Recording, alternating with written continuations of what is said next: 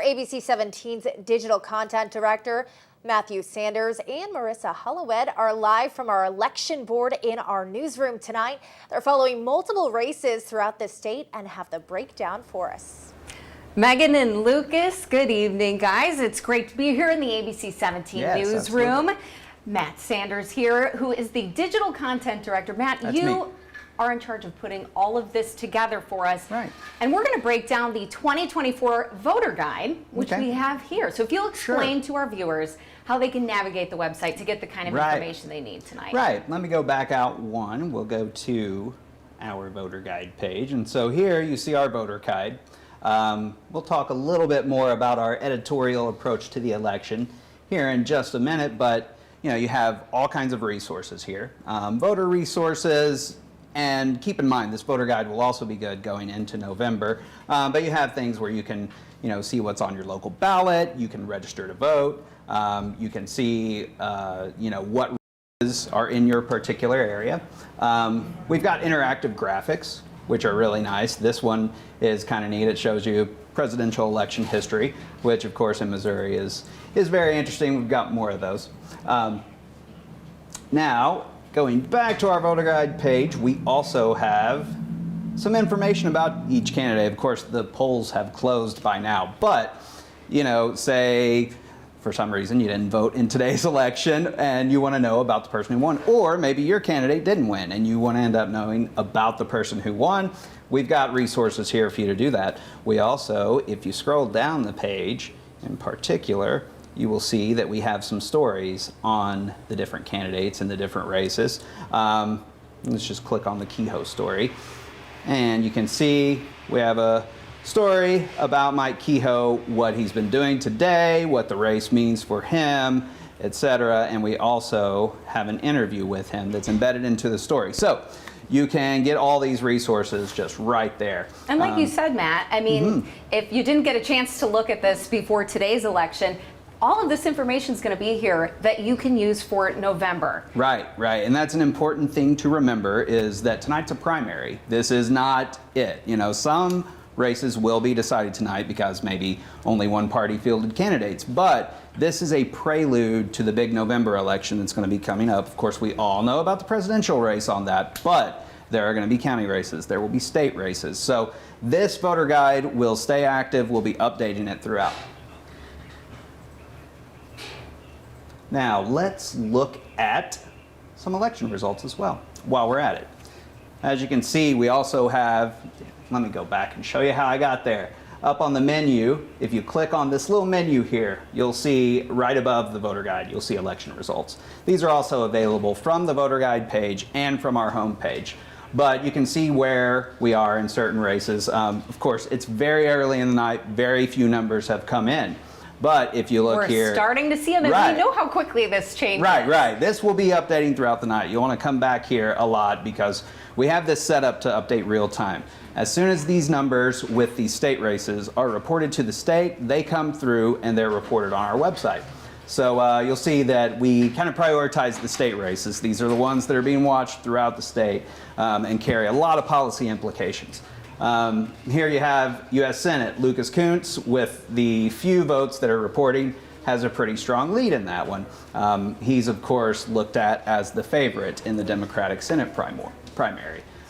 Looking here at governor, this, of course, is one that people have been watching very closely. One of the biggest races of the night, for certain. Yes, it is. And we don't have a lot of votes in, but this is somewhat surprising to see Eigel in the lead. And Daryl McClanahan, who made waves as a KKK-adjacent candidate, we'll say that, has a few votes coming in too. So clearly these votes are going to change a lot. Daryl McClanahan's probably not going to be among the leaders. But I'll leave it to you to go on down the page and look for yourself. Again, you can check in multiple times.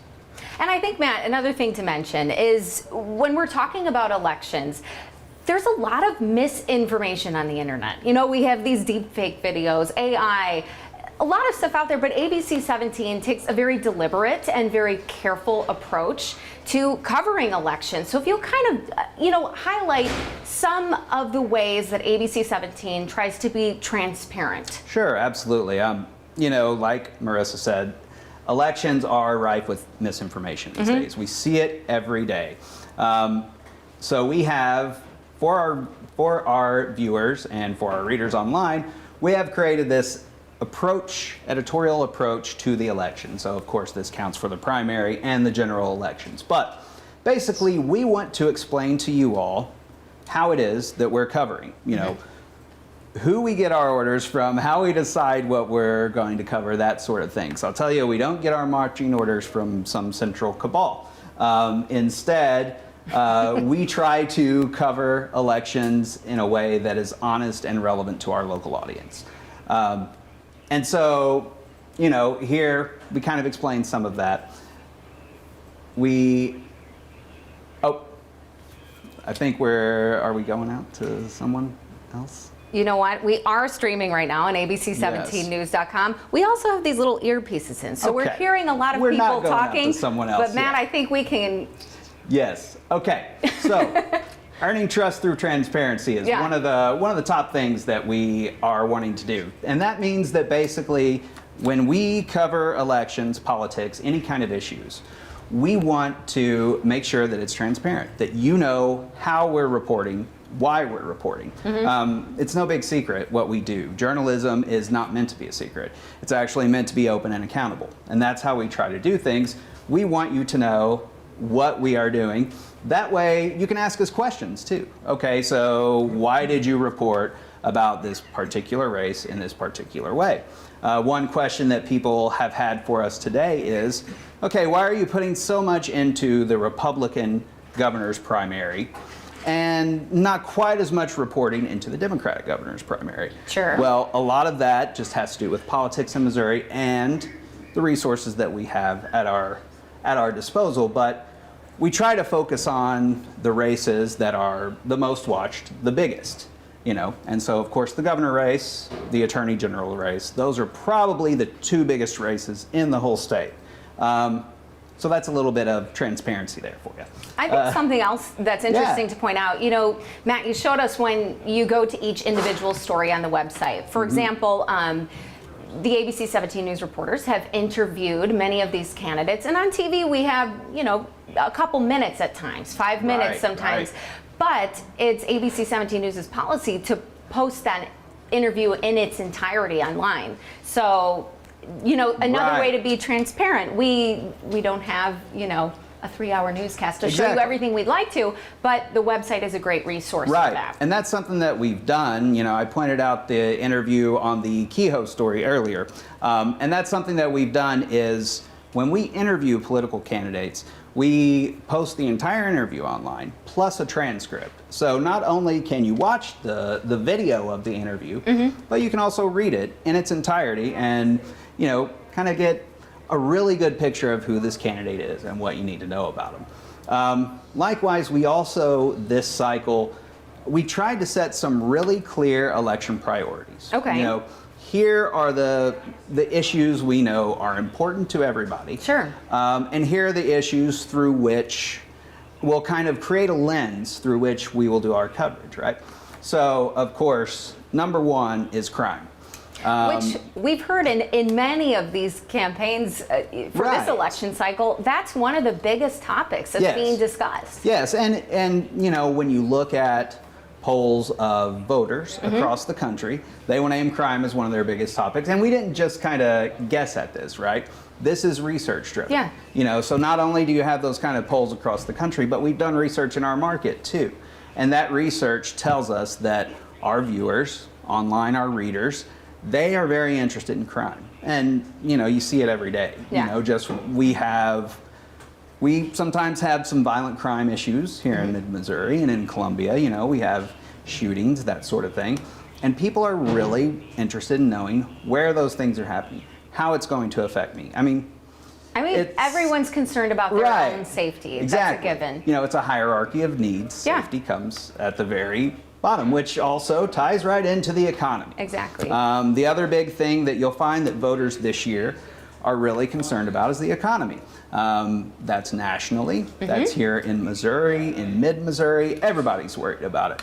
Now, there are mixed reports on the economy. What is the health of the economy? But I think that one thing we can all agree upon is that our money isn't going as far as it used to. You know, inflation has been really... One trip to the grocery store. Right. We'll tell you that. And while Yeah. most people are making more money than they ever have, I mean, I'll be honest, I'm one of them, and probably many people in here are, at the same time, that hasn't kept up with the way that things are going up in price. So the economy, really big issue for voters. And here in mid-Missouri, this is also a national issue, but here in mid-Missouri, housing. Housing is huge. Because it ties right into, of course, the issue of homelessness. Sure. And just affordable housing too, for everybody. You know, this very much goes into the economy, inflation, whether wages are keeping up with costs. Housing goes into all of that. And rent inflation and, well, the prices of mortgages have just gone through the roof. Now, for some people that's beneficial. I'm a homeowner. My equity is really nice right now, right?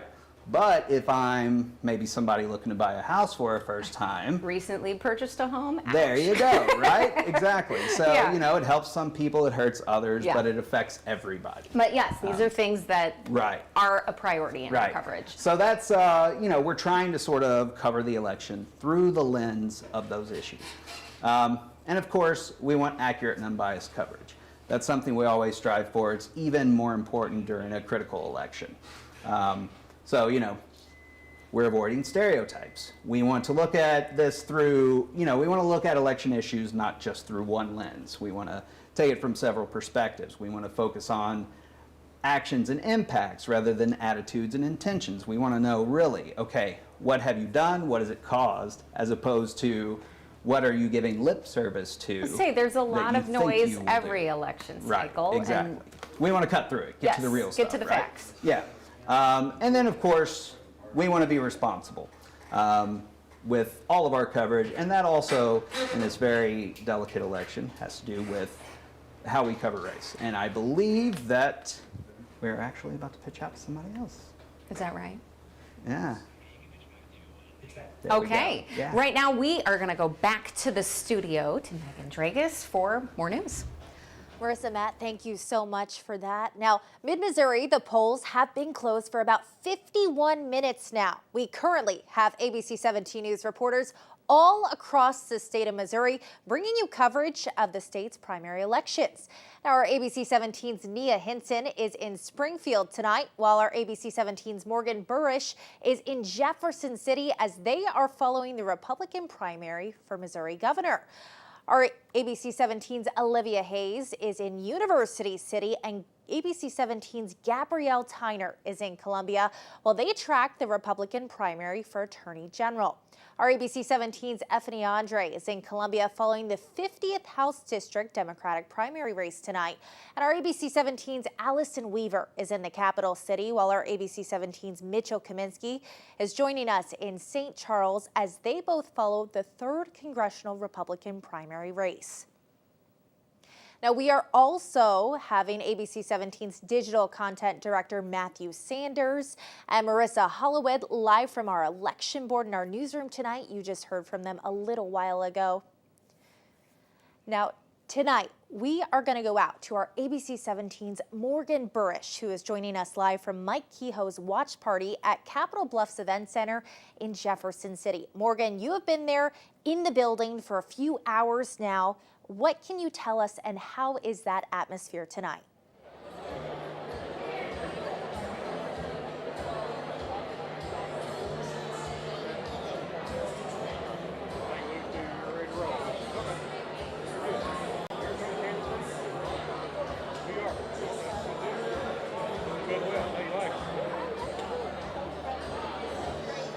It looks like we are having some technical difficulties there with Morgan Burish. We do apologize, but we are going to go out to the Republican primary for the 3rd Congressional District. We are going to go out to ABC 17's Mitchell Kaminsky, who is live from Dr. Bob Onder's watch party at the Soda Museum in St. Charles. Mitch, what can you tell us about the overall mood that you have seen in that building tonight? Well, Megan, early on, cautiously optimistic. Spoke with Dr. Honor earlier before the live stream started, and he said that this is one of those weird elections because this district has been dominated by Republicans in the past. Last time Luca Meyer ran, he got over 60% of the vote. That this primary probably going to decide the election. Now, results still coming in. Polls have been closed just under an hour now, but they said they are feeling slightly confident. Still a long way to go. I'm going to step aside to show you what this soda museum looks like. This building just opened up this year, and you can kind of see the setup that they have across here. Open bar, Dr. Honor by the bar right now. He's talking to people, and they got the results coming in as people anxiously watching everything pile in. Now, Honor has been pretty vocal in this race about his endorsement from Donald Trump. Now, he was a delegate for the former president in 2016, and he was an alternate in 2020. If you've seen any of his campaign ads on television at all this year, that's something that he's made very clear. And the big thing that he would like to fight against is illegal immigration. That's been kind of a hot button issue. You see repeated across a lot of these campaigns. Remember, Trump instructed delegates in the Senate to strike down that bipartisan border bill because they knew that this was going to be one of the rallying things that they wanted to campaign on from a state and national level, and Honor has followed that playbook to this point. But again, they're feeling pretty confident early on, still early in the night, but they do have a beautiful setup here, and we'll continue to give you updates as the night wears along. Reporting live in St. Charles, Mitchell Kaminsky, ABC 17 News. Mitchell, thank you. Now, following this race, multiple candidates are looking to gain the Republican nomination as longtime Representative Blaine Luetkemeyer is retiring at the end of his term. He personally told me family was a huge factor for him not choosing to run again. Now, Luetkemeyer tells me he is endorsing Kurt Schaefer in this race. Now let's go over to our ABC 17's Allison Weaver as she joins us live from the capital city tonight. Allison, you've been in Jefferson City all afternoon, and you actually got a chance to speak with Kurt Schaefer. So what can you tell us tonight? What did he say? Megan, we're here at the Missouri Times headquarters where Kurt Schaefer tells me that him and his team will head over around 8:30 this evening. Now, I spoke with the former senator about an hour ago, and he is feeling confident about today's election. He said that if elected, he wants to close the southern border. Take a listen.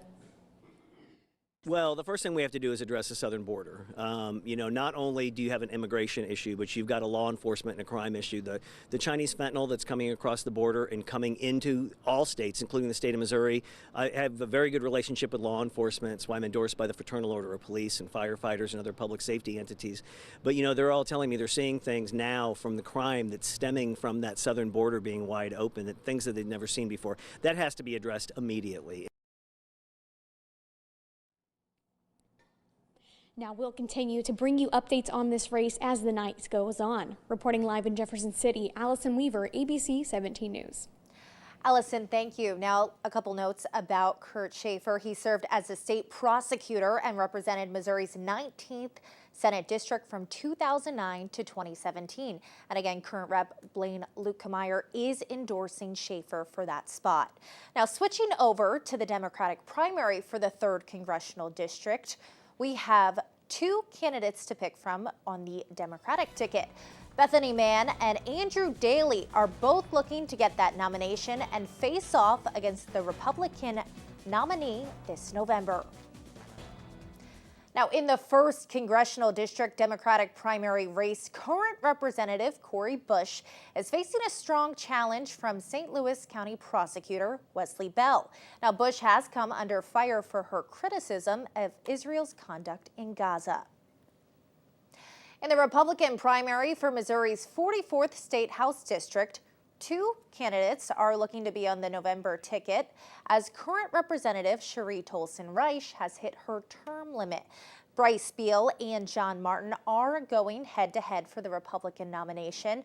Both tell me today in a phone call that they are excited and happy with how their campaign efforts have gone, and they both feel very positive about this race. Now, the winner will face Democrat Dave Rathel this November as he is running unopposed in his primary race.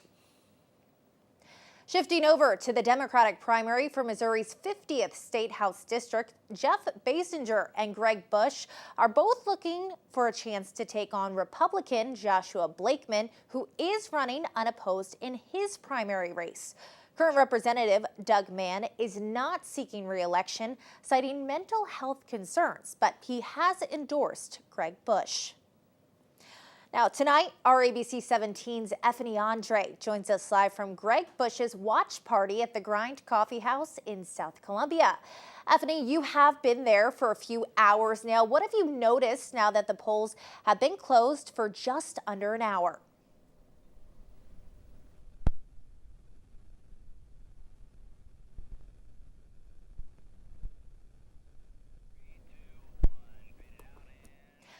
Now, again, we do apologize for some technical difficulties there. Hopefully, we will check back in with Effany a little later in our live stream. Now, mid-Missouri, let's take a look at the primary races in Missouri's 6th Congressional District. Republican incumbent Sam Graves faces 3 other candidates in the party's primary. On the Democratic side, Pam May and Rich Gold are both looking to win the nomination. Now let's take a look at the Democratic primary for U.S. Senator. Lucas Kunce, Carla May, December Harmon, and Misha Biswas are all looking to get that nomination. Now, right now, you are looking at just 1% of the reporting, so very early on, but it does look like Lucas Kunce is in the lead with about 65% of the 1% that is reporting. Now, the winner of this will face current Senator Josh Hawley this November. Hawley is running unopposed in the Republican primary. Mid-Missouri, let's take a look at the Democratic primary for Boone County Sheriff. With no Republicans seeking the sheriff's office, the winner tonight will be Boone County's next sheriff. Boone County voters will either re-elect longtime Sheriff Dwayne Carey or opponent Charles Blair. Now, these two previously ran against each other in 2020, where Blair was the Republican nominee. Carey did win that 2020 election with 67% of that vote. Now, mid-Missouri, let's take a look at the Republican primary for Callaway County Sheriff. With former Sheriff Clay Chisholm not being able to run after losing his peace officer's license because of a DWI conviction, acting Sheriff Daryl Maley and Victor Pittman are both running. With no Democrats seeking the office, the winner of this primary will become the next sheriff. Maley has been acting sheriff since June of 2023, while Pittman comes from outside the sheriff's office, but says he has always lived in Callaway County since 1991 and that he has over 40 years of policing experience. Now, mid-Missouri, let's go back to the race for governor in Springfield, where we are going to go out to our ABC 17's Nia Hinson, who is live from Jay Ashcroft's watch party at the Moxie Hotel in Springfield. Nia, you've been there all afternoon, and I see you are joined by a couple of guests. What is going on there tonight? There's a lot going on, Megan. Glad you asked. Lots of people here enjoying. I'm joined here by Mark and Jason. Let's just get right into it. Why are you guys here tonight to support Jay? Sure, we're here supporting Jay Ashcroft for governor of Missouri. I believe Jay is the right candidate at the right time to lead Missouri forward with a bold conservative agenda, and I think he's the one who stands out among the candidates. I've been with him since he ran for Secretary of State, and I think he's done a great job in that role, and he deserves a promotion to governor. Yeah, if you look at the issues facing the people of Missouri, whether it's crime, it's the economic policies, Jay's articulated a message that's resonated with the people, and I think it's a right message for Missouri. Missouri has a tremendous amount of potential, and I think Jefferson City's fumbled the ball the last few years, and Jay's going to turn it around. I'm glad you mentioned a little bit about crime, and in speaking with Ashcroft, he said, that we need to make stricter sentences for people. What are your takes on that? Sure, I would say, the Ashcroft name is synonymous with law and order, and I think Jay, as governor, not only as an engineer but as an attorney, understands that law enforcement needs to be supported, and he'll back the blue, and I think he'll commit to, if prosecutors aren't willing to prosecute crime, he's going to remove them. He said that, and I think that's really important to not only back the police but also make sure that prosecutors are doing their job to prosecute criminals. Yeah, look, there's some parts of the country, there's other states where I think victims are forced to take a back seat to the criminals, and I don't want to see that happen in Missouri. And I know, under a Jay Ashcroft administration, victims are going to come first, and there's going to be fewer victims because law and order is going to come back to Missouri. And then you mentioned he obviously has a background being the Secretary of State since 2016. What do you think makes him qualified for governor now? Obviously a big step up. Sure. Well, first and foremost, I mean, like I said, he's an engineer. He went to school, studied engineering, went to law school. He doesn't talk about being a lawyer because most people don't like lawyers, but I think having that mindset, sort of that cerebral approach to problem solving will really benefit him as a governor, and I think that's what sets him apart from the other candidates. Yeah, look, Jay's got a track record, and the thing I like about Jay's track record is it's consistent. You look at some of the other people that run for office, and they're flip-flopping constantly on different issues. Jay's articulated a message from day one that this is what he stood for and this is what he believed in. And I think the people of Missouri see that, and they trust him. And then you obviously work in government over in Illinois, you mentioned. Working in politics yourself, what things do you think that Ashcroft could bring to Missouri, to better Missouri? Well, look, I mean, Illinois is a troubled state in some regards, economically, crime, things that we talk about that really plague the people of Illinois. You don't see it in other states. And I think, Missouri is not a state where we see people in Illinois moving to, but we see people fleeing to Indiana, we see them fleeing to Wisconsin, we see them fleeing to Tennessee and places like that. And I think Jefferson City's fumbled the ball. I think from an economic policy standpoint, from a crime standpoint, they're kind of speaking out of both sides of their mouth with the Republican supermajorities. And I think they need bold leadership that'll really turn Missouri in the direction they need economically, so there's jobs, opportunity, safe communities, and if that happens, that's going to force Illinois to up its game. Yeah, competition breeds success, and I think Jay brings that to the table. And I will add this also in terms of tax reform. So Missouri is bordered by 8 states. A lot of people don't realize that. Most in the country in terms of bordering states. If we were to eliminate the income tax, as Jay Ashcroft has supported, what do you think that might do for people in these neighboring states who may be, disillusioned with their current state governments? Hey, maybe they'll set up shop in St. Louis. Maybe they'll set up shop here in Springfield or Kansas City. So I think eliminating the income tax, which Jay is committed to doing, will be really critical to, no offense, Senator Palmer, but potentially drawing people from states like Illinois that say, hey, we're looking to relocate. You see people going to Florida, Texas, Tennessee, all no income tax states. Missouri could be one of those states. Is there anything else that you guys want to add? No, we're excited to be here. I think the people of Missouri have an excellent opportunity in front of them, and I hope Jay Ashcroft wins tonight. Yeah, thank you. Yeah, thank you guys so much. I'm going to send it back to you, Megan. Nia, thank you so much. Now, keeping up with the Republican race for Missouri's next governor, our ABC 17's Morgan Burrish joins us live from Mike Kehoe's watch party at Capitol Bluffs Event Center in Jefferson City tonight. Morgan, you've been in that building for a few hours. I know it's been very loud out there, a lot of people attending. So what can you tell us about that atmosphere tonight? I know you are currently joined by the president of Missouri Fraternal Order of Police. Let's take a listen. The atmosphere out here tonight has really gotten much more lively in just about the last hour. You can probably hear the music, see the crowd of Kehoe supporters around me. I've got one of them here with me right now, the president of the Missouri Fraternal Order of Police. And, can you just tell us how do Mike Kehoe's ideals kind of align with the Fraternal Order of Police, and why are you in support of him today? Well, Mike grew up in a police family. He worked for Mr. Sinclair as a policeman. Family of policemen helped raise him. He's had our backs for the last 10 years, helping us with anything policy related, anything we needed, especially at our darkest when law enforcement's been under attack. And this is our chance to get here and support him now and make sure we have his back. And what are you expecting? How long are you expecting to be here tonight, I guess? We talked about this a little bit earlier. I'm going to be here until Mike Kehoe's declared the winner, and I think he's going to be. Is there any going off of that? What are your expectations for tonight as far as this watch party goes, but also as far as today's election results? I think Mike has worked a great campaign and done a great job, and I think he's going to bring this one home tonight. And we're going to be here till he does it, and go home happy tomorrow. All right. Well, thank you so much for joining us. That was Jay Schroeder with the Missouri Fraternal Order of Police, and we are expecting to hear from Lieutenant Governor Kehoe here around 8:40, so about half an hour from now, and we'll of course bring you those remarks as they come in and any updates throughout the night. For now, reporting live in Jefferson City, Morgan Burrish, ABC 17 News. Morgan, thank you. Looks like a lot more people pouring into the watch parties across the state. Now, we are going to take a look at the latest with the Attorney General's race with Andrew Bailey, and our ABC 17's Gabrielle Tyner joins us live in Columbia. Gabrielle, what is it looking like at that watch party tonight?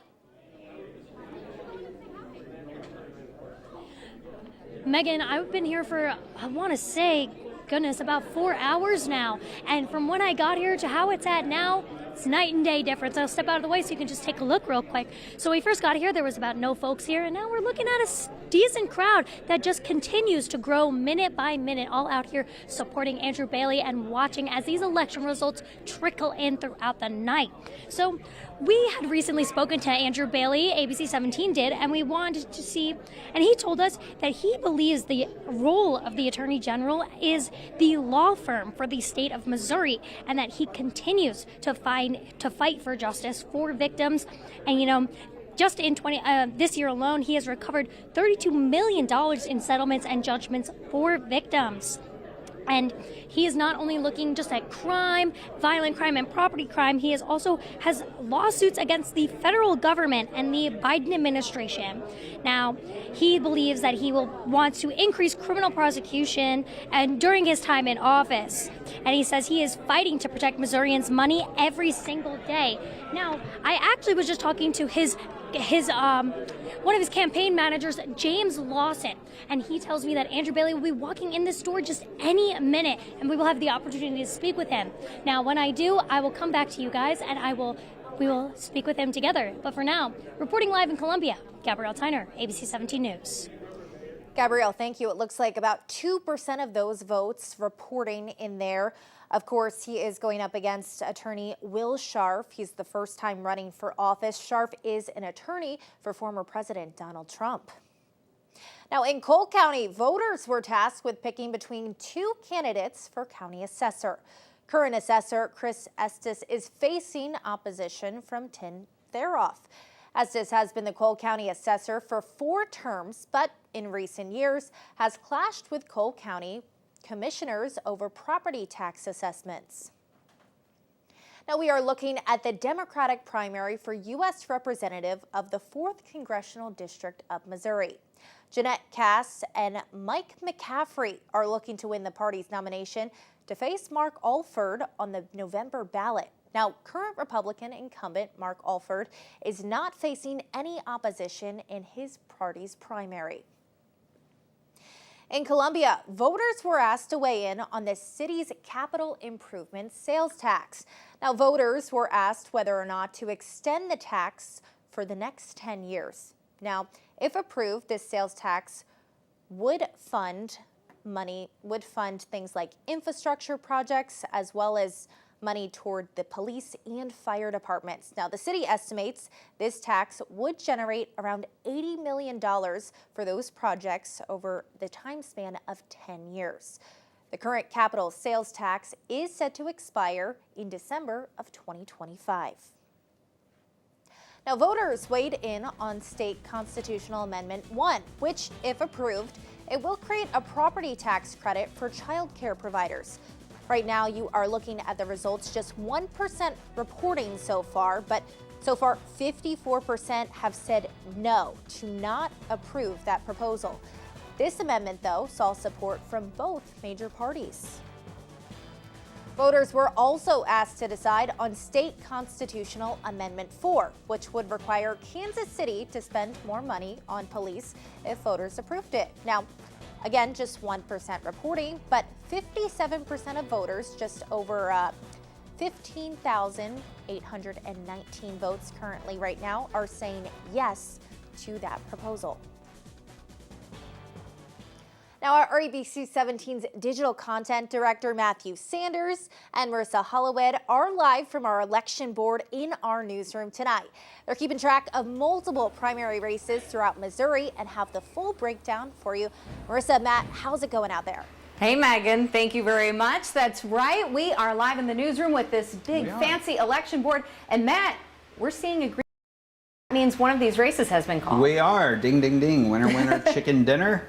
Lucas Kuntz takes now this is the Associated Press calling this race, but they're pretty trustworthy in this regard. They have a pretty good proven formula, but Lucas Kunce takes the Democratic U.S. Senate nomination.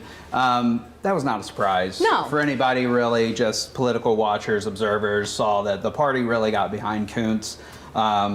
And, you know, Carla May is a very well-respected politician in her own right, and December Harmon is a familiar name for some people, but Kunce just really had the party's back. Yeah, so this means Lucas Kunce will be facing off against Josh Hawley in November. Yes, and if you look at Lucas Kunce's campaign materials, he is very optimistic about his chances. You know, he is an ex-Marine. From Central Missouri, came from poverty. He's got quite an interesting story, and yeah, he feels really good about his chances. You might remember that he actually, a couple of years ago, went for the other Senate seat. Yeah. He lost out in the primary to Trudy Bush Valentine. So he's back at it again, and this time it looks like he is going to be the party's nominee. Other races, not so much, just because the margins are a lot closer. Yes, it's still very early in the evening. Right. Those numbers are coming in. And we know what is shown here now can change so quickly throughout the evening. It can. Right now we are, you know, an hour and 15 minutes after polls closed. So that's not a lot of time to get many ballots counted. A lot of these numbers that we're seeing right now are just absentee ballots. So it's a very, very small fraction of the voting populace. And as you can see, you know, you've got some weird results in some of these races because of it. I think no one expected anybody but Crystal Quaid and my camera to be at the top of the Democratic race, right? So this is going to switch a lot. We do have a few local numbers in. Hold on, and let me, here, I'm going to scroll down instead to get to, by the way. And Matt's scrolling here, but you can also do the same thing at home. Right. ABC17news.com that you are watching us on. Yeah, and if you go to our homepage, we actually have a banner at the top of the page. Yep. So this is on app, on desktop, and on mobile. Banner at the top of the page, that will take you to our election results. So yeah, watch us on your computer and check the results on your phone. That is exactly right. Yes. May take me a minute to get down here, but I'm getting closer, I'm pretty sure. Cole County, we do have some numbers in. I wanted to highlight that. Again, these are most likely absentees. There might be a few precincts in, not very many. This is a race a lot of people are watching. Chris Estes is an incumbent. As you can see, the challenger is really leading him, 34 precincts reporting. So, yeah, it's more than absentees are in. And that's not too bad of a number in. So that race is actually starting to kind of take shape. Sure. Timothy Theroff was actually a very well-funded candidate in this race. Chris Estes, multi-term incumbent, but he's had some issues with the county commission. And so he had a well-funded challenger. Looking at some of the other races that we have going on, Callaway County Sheriff, that's an important one to watch. We don't have numbers out of Callaway County yet. But this is going to determine the next sheriff of Callaway County. We might remember Clay Chisholm's, his unfortunate, I guess, exit from the sheriff position. Losing his peace officer's He lost his peace officer's license after he pleaded guilty to DWI. Yeah. Another important sheriff race to watch. Only 3 precincts in, but here in Boone County, the incumbent, Dwayne Carey, who has been in office a long time. Almost 20, about 20 years, yeah, 20 years or so. He's, you know, he's very well known to the voters here. And he is really putting it to Charles Blair early on, mind you. And what's interesting is, you know, these two ran against each other in the past. Charles Blair running as a Republican, now running as a Democrat. Yes. So whoever wins this primary today will be the Boone County Sheriff. They will, yeah. So that'll be an interesting one to see. Then we have in some of our other, let's look at some state house races. We've got some interesting races there. None of them are in yet, but some of our very hyper-local. Right. So, you know, the 44th Republican race, the 50th Democrat race. As you know, we are following those very closely. 21st State Senator, that's an important one with a couple of names that are pretty well known. Curtis Gregory, I believe, was a Mizzou football athlete, very well known to the Tiger faithful. Doug Ritchie, he's been in the Missouri legislature for a few years now, so he's got a pretty big name for himself too. So a lot of people are watching that as well. Not many in. We don't have the 19th on here because there's no primary. The 19th Senate District, and I'm glad that we kind of I know, because this is kind of interesting. If you'll explain to the viewers. Right. So you may be wondering, okay, well, what about Boone County? Yeah. Well, the 19th Senate District, which covers Boone County, and you've probably heard about a race going on there this year. Well, that race is between a Republican and Democrat. So as this is a primary election, each of those candidates are unopposed. So if you pulled a Republican ballot today, you would see the name of Mr. Coyne, the Republican candidate. If you pulled the Democratic ballot today, you would see Stephen Weber's name, the Democratic candidate. So that's why we don't have that here, because there's not a contest there. There is going to be, a winner tonight who is certain to go on, and it's the only person who's on the ballot. Yeah. So, but here's one that we are watching closely. Yes. Yes, House District 3. So this was the district that has been held for years by Blaine Luetkemeyer. Yep. And now it's open. So this has drawn, let's see, we have 1, 2, 3, 4, 5, 6, 7 Republicans listed here. Kurt Schaefer and Bob Onder being those candidates to watch today. Right. They are the big ones because, almost all of these aren't really running statewide campaigns. Justin Hicks was, but a few weeks ago he dropped out and decided that he wasn't going to be in the race anymore. So yeah, Schaefer and Onder are the ones. Now, Schaefer's our hometown boy. Schaefer is from Columbia. Schaefer used to represent us in the state Senate. So local voters know him very well, and I would expect him to get a lot of votes in mid-Missouri. Onder, not so much. From the St. Louis area. Right, which is, this area hasn't been in the same congressional district with our area, so he's kind of a newcomer to this district in a way. And, we redistricted back in 2022. Right, exactly. The districts were redrawn, that split Columbia, Boone County right down the middle. Yeah, right down the middle. I mean, it's funny, we were talking, our station is located here off I-70, and one side is District 3, one side is District 4. Right, exactly. So, and that was a very, you hear the word gerrymandering a lot. And it happens in really every state in the nation these days. And that was, probably a calculated move to, Columbia is very blue, and Boone County is kind of blue because Columbia is blue. And so, you split that population between two very conservative districts, and those districts maintain their red character. And that's what, District 3 has maintained its very red character. Bob Onder being endorsed by President Trump, Kurt Schaefer being endorsed by the representative, Luetkemeyer. Yes, exactly. Kurt Schaefer is Luetkemeyer's choice. And, and yes, Bob Onder is very much on the sort of make America great again sort of ideological tree. Those are where his policies are. One of his big policy priorities is the deportation of illegal immigration. immigrants. Yeah, he wants to, and you've heard this from many candidates in the race, he wants to deport every illegal immigrant in Missouri. He actually, now what may kind of make this race different than some of those others you've heard it in, is he actually has some power to influence that if he wins, right? Correct. And if they beat the Democrat, who will also probably, it's looking like maybe Bethany Mann, she's the one who's got the party support at this there. point, Yeah, but, this will, where was I at there? Oh yeah, Bob Onder, if he wins, if he defeats the Democrat, he will have the ability to make a difference on immigration policy in the House of Representatives, because the federal government handles immigration policy. So on a bigger scale there. Right. Some of the other, there are some races that are not statewide or in central Missouri that are also worth following. But are certainly getting a lot of attention. They are. And that is House District 1. That is the two frontrunners here, Cori Bush and Wesley Bell. In the St. Louis area, I used to work there for a while in news in the St. Louis region.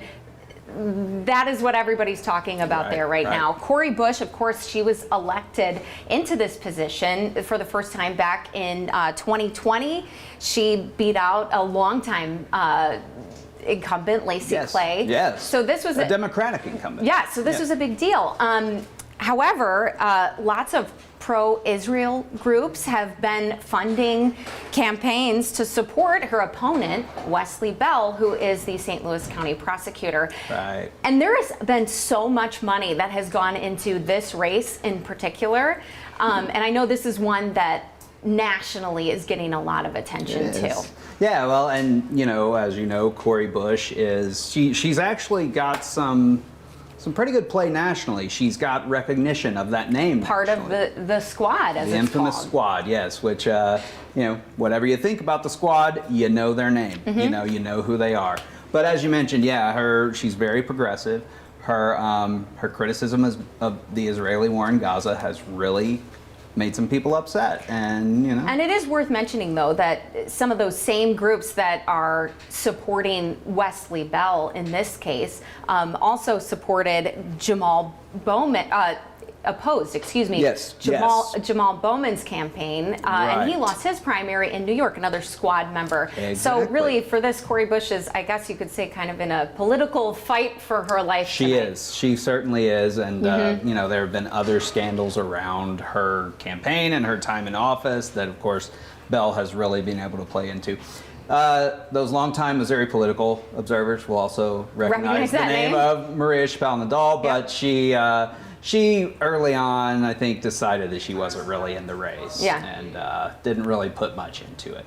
A couple of other things that we haven't mentioned yet is the child care property tax amendment. It looks like so far, with very few in, this is winning. And kind of close. Right. And, I think a lot of voters probably didn't quite understand what this was. There wasn't a lot of media coverage over it. And it will benefit people who provide child care, basically. Sure. It will allow them to get a property tax And I know that affects a lot of people across the state. Yes, absolutely it does. I mean, pretty much everyone in one way or another is touched by it, whether it's your child going into child care or you're the one providing it, or you know somebody who is. Not reaching as far across the state would be Amendment 4. This primarily affects the Kansas City region. Right. This is something that affects Kansas City. I think we're hearing that we have a concession. A potential concession. Yeah, I think potential here. concession. So we're looking for that, but just wait, and we will we'll bring that to you once we can get that confirmed. Sure will. Looking at some of the other races that we've got going on, still just a few coming in. Lieutenant Governor is somewhat fairly watched. Lincoln Huff is, of course, kind of been looked at as the favorite in that. Holly Rader is also a name that people might recognize out of the state General Assembly. And then we got Secretary of State. Look at that field. I know. A huge field of candidates in Secretary of State. Right now, it looks like Mid-Missouri's own Denny Hoskins is in the lead. Taking a substantial lead at this point. Yes. And, of course, in the governor, we didn't really talk about that a while ago, but we've got a few more in. Darryl McClanahan is still hanging up there, but again, expect that to change. And hey, you know what? For a second, we were getting some more information. I want to make sure we can. Right. Can you guys hear anything yet? All right. Well, we will keep talking about the governor's race for now. Again, like you said, just 2 precincts reporting. These numbers are very preliminary. These are going to change a lot. I mean. Okay. We are going to send it back to the newsroom to Lucas Geisler. Lucas, hey.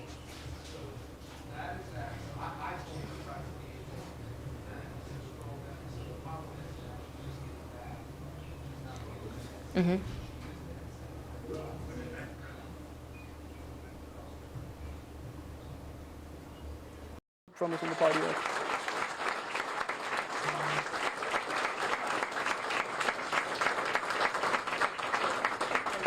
Importantly, this November, let's keep Missouri red and let's put President Donald J. Trump back in the White House.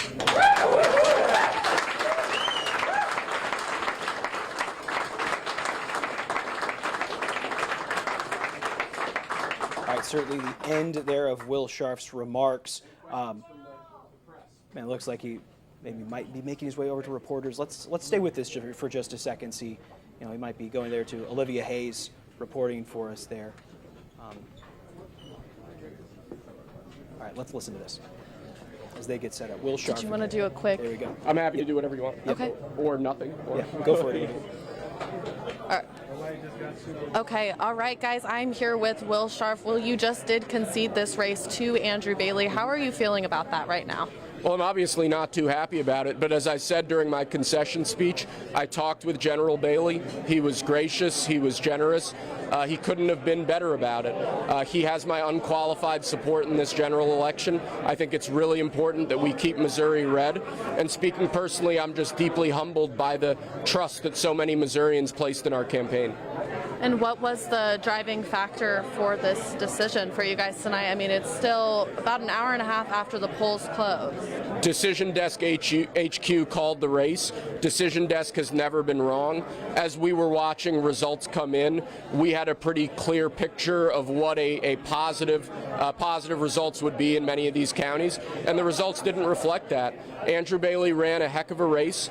He's been aggressive on a lot of fronts that matter to Missouri conservatives, and that clearly shows in the results tonight.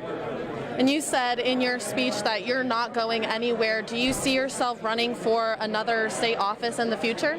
I just spent 2 years running for office. I don't plan on running anytime soon. But I do plan to continue to do important work for the conservative movement. We obviously have a lot of legal work in the months ahead for President Trump. We have oral arguments in 2 cases in the next month and a half. So I'm going to stay busy and hopefully continue to deliver wins for the conservative movement. And you said also as part of your speech, you guys knew this was an underdog campaign. Is there anything that you would have done differently? No, I think anytime you're challenging an incumbent, you're going to be running uphill. I can look back on our campaign and point to small minutia that should have gone differently or that we should have done differently. But overall, I'm proud of the way we ran this thing. I've been to every corner of the state. We've driven 57,000 miles. I think we ran this race the right way. But I think the people of Missouri, Republican voters in Missouri, were happy enough with the services they've gotten out of the Attorney General's office and with A.G. Bailey's performance that they decided to give him a full 4-year term. And the results tonight clearly reflect that. All right, is there anything else you wanted to add? I'd just like to thank all of our supporters. It's really just been heartwarming to me, the reception we've gotten in all corners of the state, and it's been an incredible experience. All right, thank you so much. Thank you. All right, guys, so you heard it from Will Scharf himself here, and obviously not the end that his campaign was looking for. We'll have more on this in our newscast coming up here at 9 on Fox 22 and at 10 on KMIZ. All right, well, there you have it, a live concession there by Will Scharf to ABC 17 News' Olivia Hayes there. Decision Desk HQ, for those maybe not familiar, it's a media organization, an online tool used by a lot of news companies to predict, to look at races, to forecast how those results are going. Well, maybe the mood is a bit different where ABC 17's Gabrielle Tyner is at Andrew Bailey's watch party at Stony Creek Hotel. Not sure if they had ABC 17 News up at the Stony Creek Hotel. Gabrielle, I mean, give us the sense of the room right now. Lucas, the sense of the room right now, it just got really quiet all of a sudden. You know, it was live, there was chatter, and all of a sudden I saw a bunch of people rush out the door just that way, and they went across the room to where Andrew and his people currently are right now. It seems like there is a bit of confusion in here right now. We do not have ABC 17 News on right now, so I'm not sure if any of the watch party members are even actually aware of what just happened just a minute or so ago out at Scharf's party. But right now it's just we are still waiting for Andrew Bailey. We have not seen him just yet. We are waiting for him to come out, but there is a line of people just coming in, and this room has definitely been filling up more. So I'm pretty sure they've got to be speaking about that across the hall, and when he comes out, we'll hear what he has to say.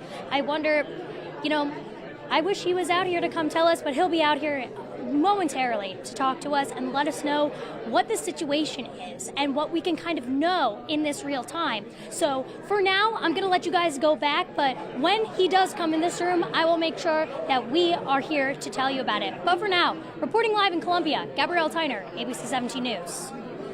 All right. Will Scharf did say earlier he spoke to Attorney General Andrew Bailey there, so at least we know the Attorney General knows about the concession there, and we will certainly keep a close pulse on Gabrielle's watch party there for the Attorney General race. There you're looking at the results that we have right now. About nearly 2/3 of the vote that has been tabulated coming back for Andrew Bailey, the incumbent. In another way of looking at this, one of the first wins of the night for Governor Mike Parson. Remember, Andrew Bailey was his selected Attorney General.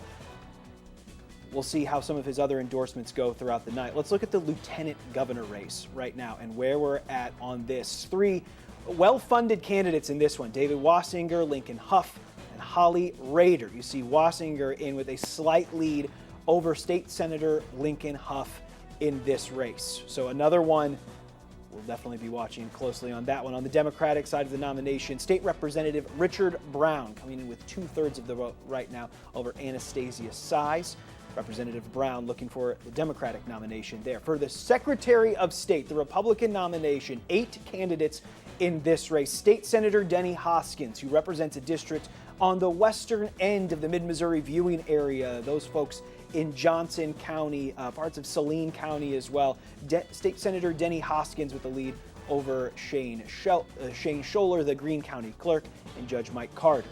On the Democratic nomination, it's State Representative Barbara Pfeiffer in the lead, a graduate of Hickman High School who now represents a House district in the St. Louis area, currently leading the Democratic Party's nomination for the state's chief election judge.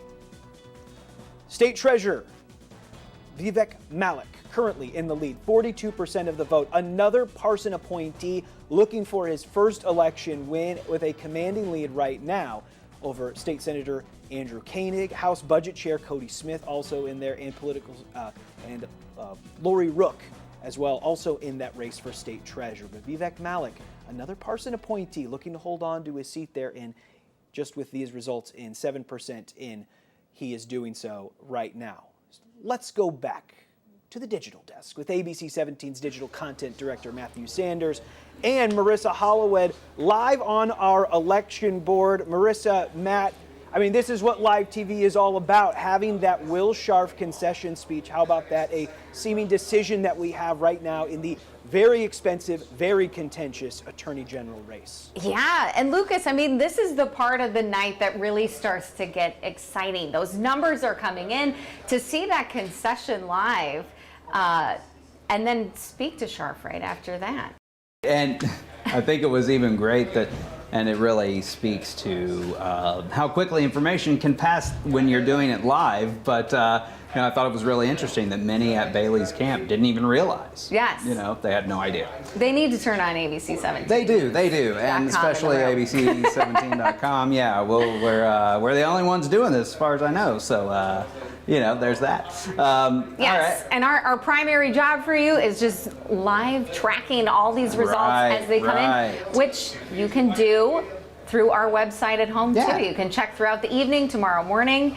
Yes, and a reminder is that it's really easy to get there from the homepage. We have a, just zoom to the top of. Yeah, so if you're just now joining us tonight, Matt can kind of take a look, guide you through here and show you. So here you go. You see the nice top of the homepage here. Yep. Would you click where it says click here for full results? Okay. Boom. So right there from the top of the homepage, you got a nice, easy link to get to. And then, you know, it sort of goes in descending order. So the state, you're going to see the state races first. But hey, we're talking about state races right now, and honestly, those are the ones that people, I think, are probably most interested in tonight. For sure. Anyway, so, you know, we already talked about it the last time. If you're just now joining us, you may just be learning that we have a Democratic nominee for U.S. Senate.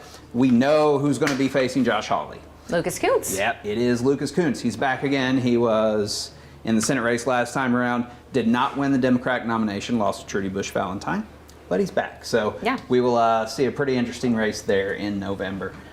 Governor, wow, still too close to call. still going to change a lot. Bill Eigel has a lead, but two of the candidates that really didn't have much juice are in second and third. So this where you can see Jay Ashcroft here, which I mean, mean, expectations were that he's going to be one of the top three. Right. You've got Jay. You've got Mike Kehoe. Oh, and Mike Kehoe down here too, exactly. with 0. So you know, you've got the current Secretary of State, current Lieutenant Governor, current Secretary of State, who is also, I will remind you, the son of a former governor and former U.S. Attorney General. Yes. You might remember, let the eagle soar. And then Mike Kehoe, who of course is Lieutenant Governor under current Governor Mike Parson and has won his endorsement. That's right. Yeah, and then in the Democratic race, that one's being watched closely too, and it's likely to change as well. The two big candidates that everybody's been watching here are Crystal Quaid and Mike Hamra, both of Springfield.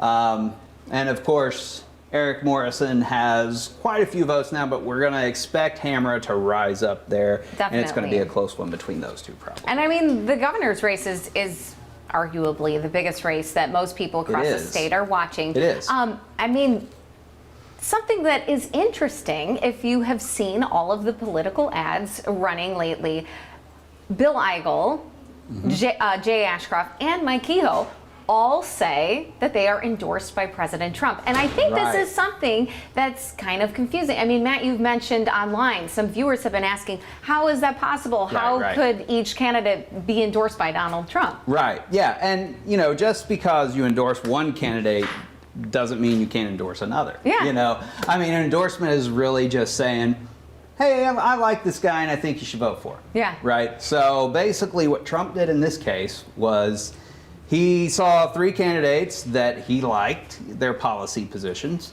and he said, hey, I like all of them. So literally every candidate, all those three candidates, Kehoe, Ashcroft, and why am I blanking on, Eigel, have all in their advertising used Trump's endorsement. Yeah, and they've not, and it's not a lie, and it's not a half truth either. Trump did endorse all of them.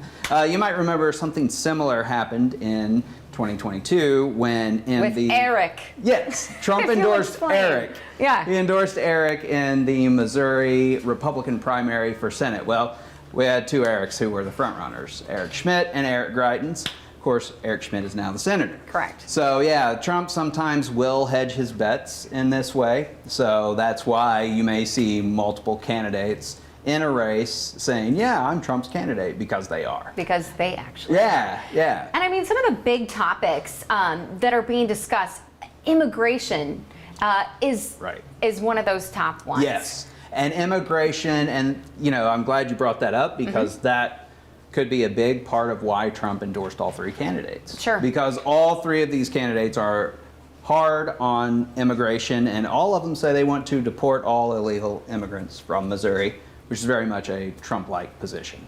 So, yeah, it's that's going to be one of the huge issues in the race. And another issue that's arguably a little bit more obscure, Chinese farmland. That's such a sticking point in this race. Right, and yeah, the reason it has really come up big in the race is, you know, in Missouri, many years ago, I think it was about a decade ago. 2013, I would say. Yeah, there was, you know, Smithfield bought a huge chunk of land for, you know, pork farming up in northeast Missouri. Now, Smithfield's owned by Chinese interests. So, of course, in effect, the Chinese own that land. Well, it's become, you know, as our relationship with China has deteriorated more, it's become more of an issue that we don't want Chinese owning Missouri farmland. A lot of the voters say that. You might remember Mike Parson, I believe it was last year, maybe earlier this year. Sorry, that escapes me. But he signed an executive order outlawing certain foreign entities from owning land within a certain radius of military facilities. Yeah. So that was something he could do without the legislature. Sure. But yeah, it's since become a really huge issue in Missouri. All three candidates say they're against it, as in against foreign ownership of farmland in Missouri. Kehoe has really taken a big hit in terms of the fight on this, you know, because Kehoe, he was in the legislature at the time. He voted for it, you know, and he has explained his position. He's explained that, you know, this helps Missouri farmers as well, and that things were different back then. China wasn't our mortal enemy at that time. But things have changed a little bit, so he's kind of changed his view on that, and politicians do that occasionally. We're not used to it that much anymore, but it does happen sometimes still. Yeah, and another topic that's being discussed, I should mention too, on ABC17news.com, Lucas Geisler has interviewed all of these candidates. He has, each governor candidate. Yes, and they're lengthy interviews. They are. But you know, he talked about so many of these topics. Another one, he asked each candidate the same question: is Missouri a safe place to live? Right, which was a great question. I agree. Yeah. And all of them answered. They did. But it's, you know, crime Right. and public safety and funding. Law enforcement is a big topic. Yeah, that was a huge part of the answer for each of them was, hey, we need better enforcement. You know, that was pretty much across the board. A lot of times that did have to do with, okay, more funding for prosecutors or more oversight of prosecutors, that sort of thing. But yes, it was in those interviews, and their answers are really telling. Yeah. You know? And you know what? Right now we're going to send it back to the studio. Great. Lucas Geisler, you have an update for us from Andrew Bailey's camp? Yeah, Marissa and Matt, we are going to go live out to Andrew Bailey's watch party right now.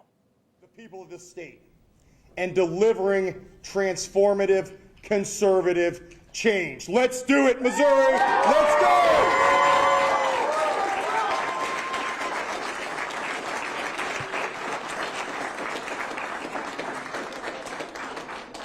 We finished the cookie, which means that that's my signal to cease and desist. I want to say thank you to the hundreds of thousands of Missourians from Southwest Missouri to the Northland, from SEMO up to Northeast Missouri to Mid-Mo to the Missouri River Valley, who stood with me and cast their ballots and said that Missouri is not for sale. Thank you. God bless you. God bless America. God bless the state of Missouri. Let's go on the victory in November. Thank you all so much for being here. Thank you all.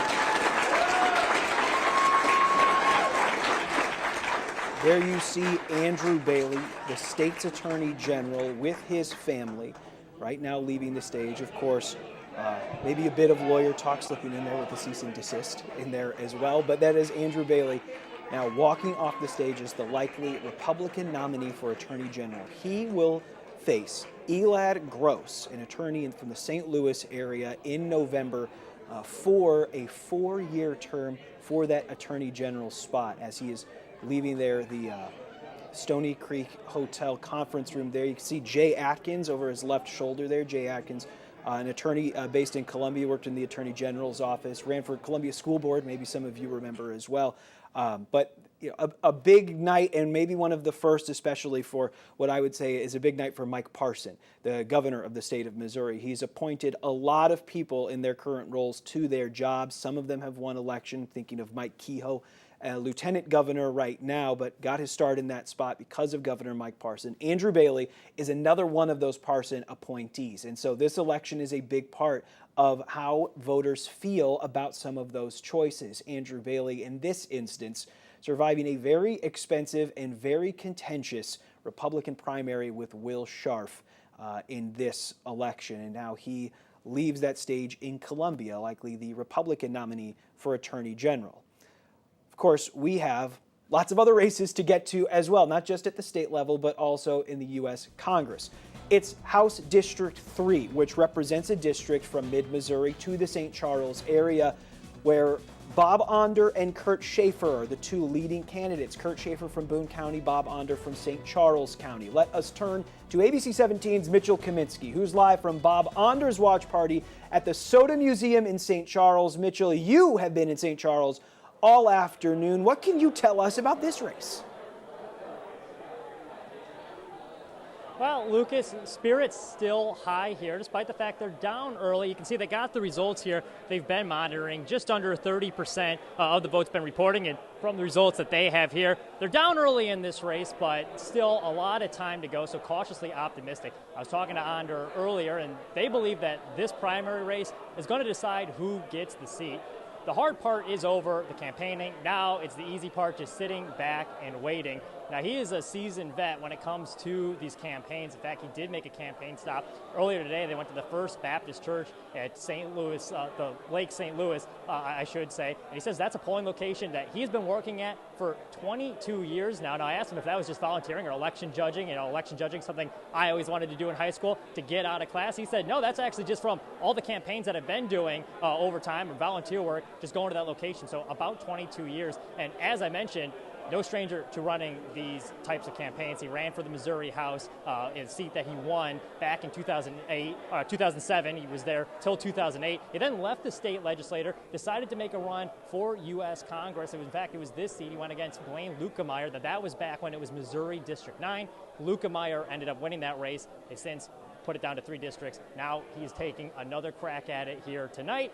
Still early, but they are feeling cautiously optimistic. Reporting live in St. Charles, Mitchell Kaminsky, ABC 17 News. Mitchell, thank you. And we're also following the Democratic primary for Missouri's 50th State House District, which covers South Columbia. Jeff Basinger and Greg Bush are both looking for a chance to take on Republican Joshua Blakeman, who's running unopposed in his primary. There's the current result in what is going to be a quite close election tonight. Current Representative Doug Mann, not seeking re-election due to mental health reasons, has endorsed Greg Bush in this. ABC 17's Effany Andres live from Greg Bush's watch party at the Grind Coffee House in South Columbia. Effany, you've been there since polls have closed just over half an hour ago. What are things like there? Lucas, as you just mentioned, Doug Mann will not re-elect due to mental health issues, and he is here in attendance. He is at one of these tables right now. I talked to him earlier when the party started, and he said that when he decided he was not going to re-elect for his position, he knew Doug would be the man to call. So he called him, he told him his issue, and he said that when he told him, he felt there was no judgment and there was compassion from Bush. I also spoke to Bush's campaign manager, Ava Wisniewski, and she says that Doug has won to over 6,000 houses and knocked on their doors to get to know the people on a personal level. I talked to Bush. He's just right beside me right now, and he says this has been a full-time job as well as being a nurse, father, and husband. He cannot wait for the outcome today. I asked him how does he feel about Basinger, and he says if he is not elected today, if Bush is not elected today, Basinger will be just as good as a representative for the Democratic Party. Reporting in Columbia, Effany Andre, ABC 17 News.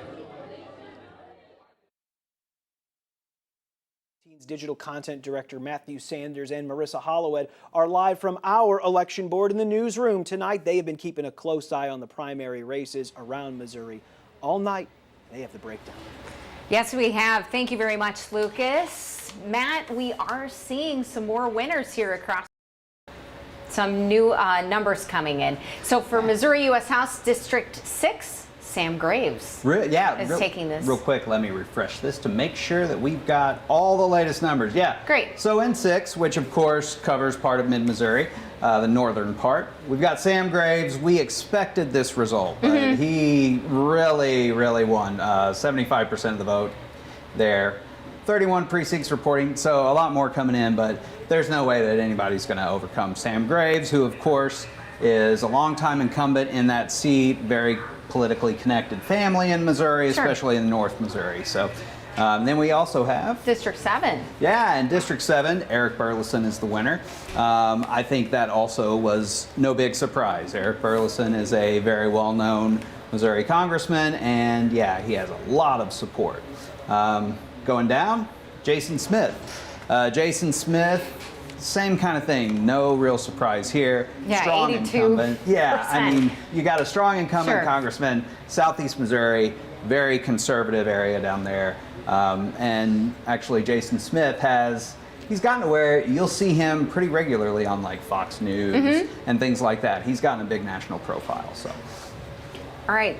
Moving on if we have any other ones coming up. I don't know that we have any others that are final down here yet, but we do have some more numbers coming in some state house races.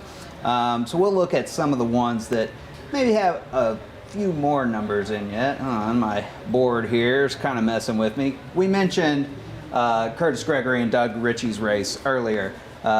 more precincts are coming in on that. Still too close to call, though. Curtis Gregory has a pretty good lead right now, but there's a lot more to come in on that. So Sure. we'll see how that goes.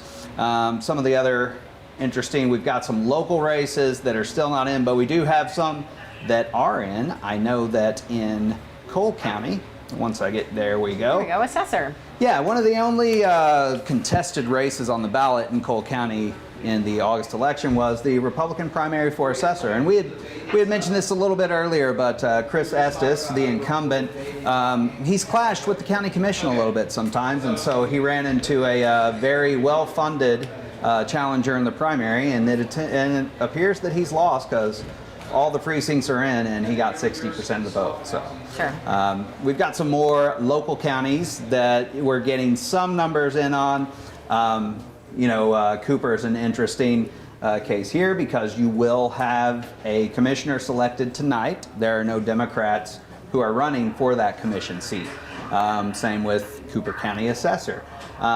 We've got a bond issue in Herman that is looking like it's going to pass pretty heavily. Let's go down here and look at some of our other counties. We got some finals in some. Monroe and Montauk. Yeah, in Montauk we've got a first district commissioner final, and again that's another one of those where this is going to be the person who wins the seat because there is not a contested race in November. Western District Commissioner in Monroe County, similar situation there. We have a winner. Other counties are not quite as fully in. It looks like in Morgan County we have about 50% of the precincts reporting.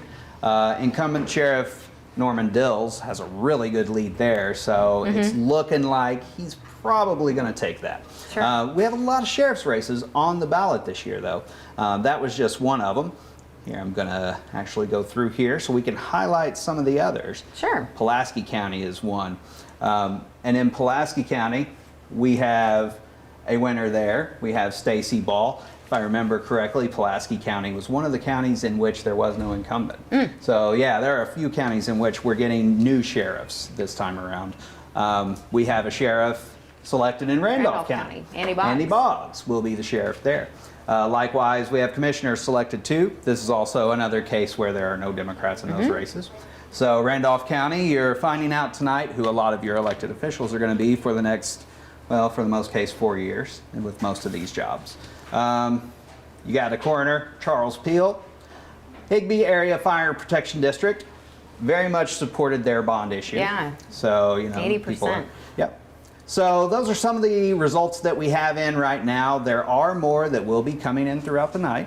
Sure. Be sure to check in with us. Yeah, and if you're just now joining us, some of the state races, well, I guess Attorney General has been called, Andrew Bailey taking that position. Yes, I'm glad that you mentioned for that. the Republican nominee. We'll go all the way back up to the top here, and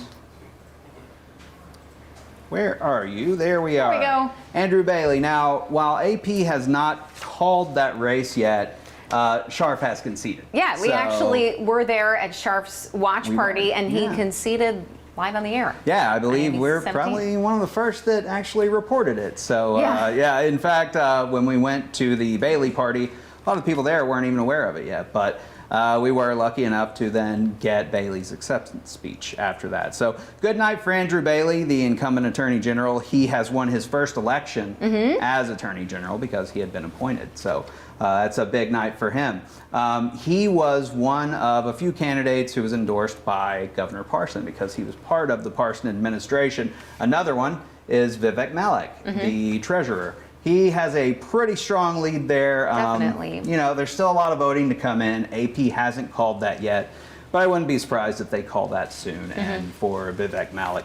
Barbara Pfeiffer in the lead for Democrat nomination of Secretary of State. Republican Secretary of State is still anyone's game. Sure. Because Denny Hoskins at 25, but you can see. Right. I mean, you have so many candidates. Many candidates really close here. And some of these are really big names. Yeah. You have Denny Hoskins, who, mid-Missouri will know him pretty well because he's a legislator in our area. He's also a member of the Senate Conservative Caucus. Shane Scheller, another lawmaker. most of these are lawmakers, but some of the bigger names, Dean Clocker. Yeah, I mean, he's the Speaker of the House. You know, he's had a little controversy under his speakership, but you know, he is definitely considered a strong candidate for this. Mary Elizabeth Coleman, who has really made a name for herself in a rather short time in the legislature. And then Valentina Gomez, she is she's an interesting case and probably the farthest right of all the candidates. There are a lot of people in the party who are, I think, rather uncomfortable with some of her rhetoric. It's been pretty hard and very anti-LGBT focused. So you know, she's kind of in the lower end there of the candidates right now. Jamie Corley, her name stands out because she is one who led an initiative to get an abortion question on the ballot.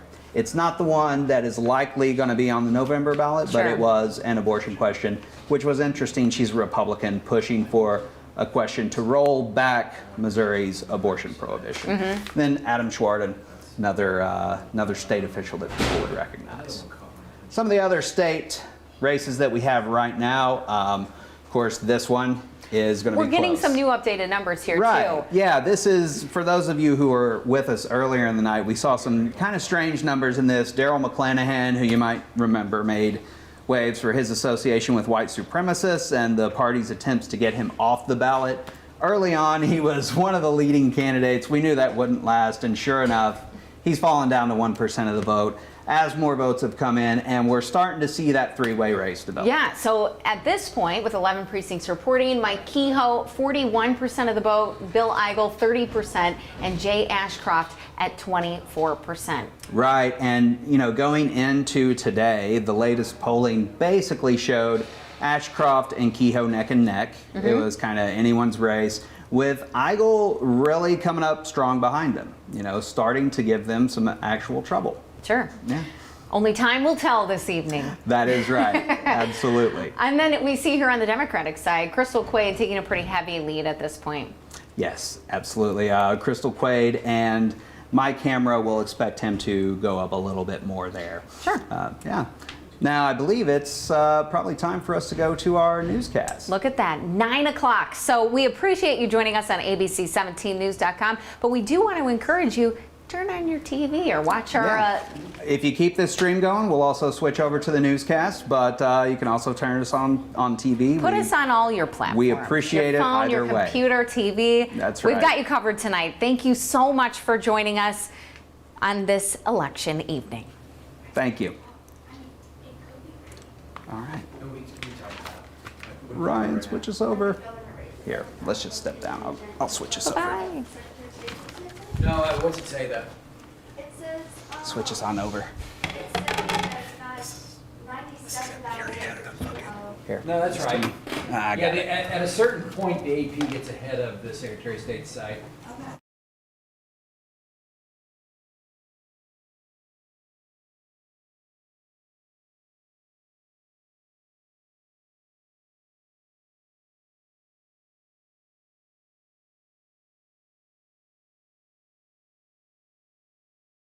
What would you do?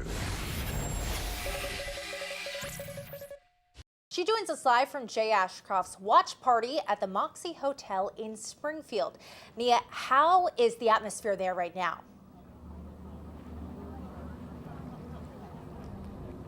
Megan and Lucas, it's a pretty windy night here in downtown Springfield, Missouri, where this watch party for Jay Ashcroft has been well underway for about 2 hours now. We still haven't seen Jay since he addressed everyone earlier around about 5:15. I'm told that he's spending some time with his family, but hopefully we will hear from him soon. Like you guys did mention, he is in third place right now, so this watch party has been pretty quiet. Haven't really heard from many people as of now, but we did hear from Jay Ashcroft earlier today. He talked about some of the things that he would want to change in the state if he was elected to or put on that ballot in November. He talked talked about wanting to make the state safer if he was elected, and also talked about education and wanting to get parents more involved in education. That was a big thing that he talked about for a few minutes there earlier tonight when we heard from him. He also was asked about how his father has influenced him moving forward and how he thinks that that will help him if he is elected in the future earlier here tonight. Again, a lot of voting still left to be done here tonight, so we will check back in with you as those results continue to come in here in Springfield. Reporting live in Springfield, Nia Henson, ABC 17 News. Well, 5 people are vying for the governor nomination for the Democratic Party, and here are the results for that race as of right now. Look at Crystal Quaid there. State Representative Crystal Quaid, 52% of the vote so far, with 21% of the vote currently in right now. Republicans, Megan, have controlled that governor's office since Eric Greitens was sworn into office in 2017. And turning now to the race for the Republican nomination for Attorney General. You see the check mark next to the name there. That is Andrew Bailey, who Decision Desk has said will win the Republican nomination, and who his opponent, Will Scharf, conceded to Andrew Bailey earlier tonight live on our ABC 17 News live stream. And again, only 16% of the votes, but of course, Andrew Bailey declared the winner for the Attorney General. Now tonight, our ABC 17's Gabrielle Tyner is live from Andrew Bailey's watch party at Stony Creek Hotel in South Columbia. Gabrielle, how's everything going there?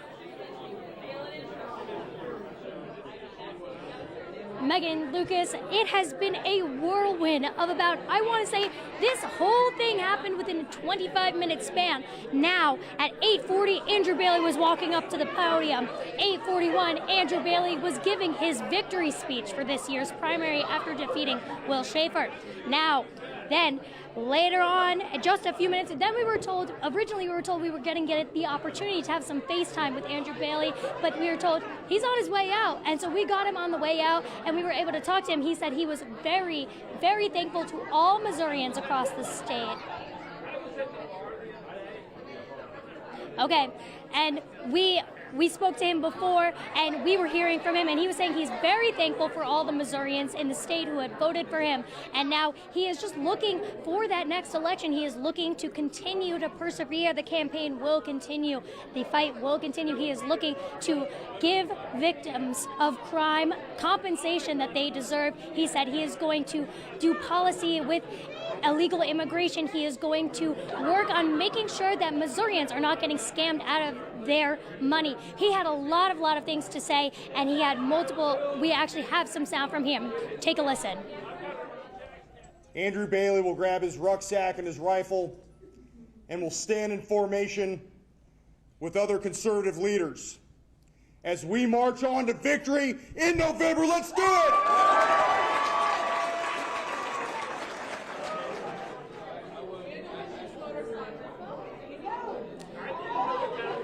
But now, it's unclear if Attorney General Andrew Bailey has left the building or he's still in that room across the way with his family. But he said, I am going to go enjoy some cookies with my kiddos. And then he said, farewell to the media. But we're going to stick around here. The party seems like it's winding down just a little bit. The energy is calm, cool, collected. People just kind of reveling in this win for Andrew Bailey in the 2024 August primary election. So we'll come back in just a few minutes. But now, reporting live in Columbia, Gabrielle Tyner, ABC 17 News. Gabrielle, thank you. Now, Missouri Attorney General Andrew Bailey, again, being declared the winner for that. Now, his Republican opponent, Will Scharf, did concede. Now, we are going to head out to our ABC 17's Olivia Hayes, who is live from Will Scharf's watch party at Kruger's Bar in University City. Olivia, you talked to Scharf right after he decided to concede.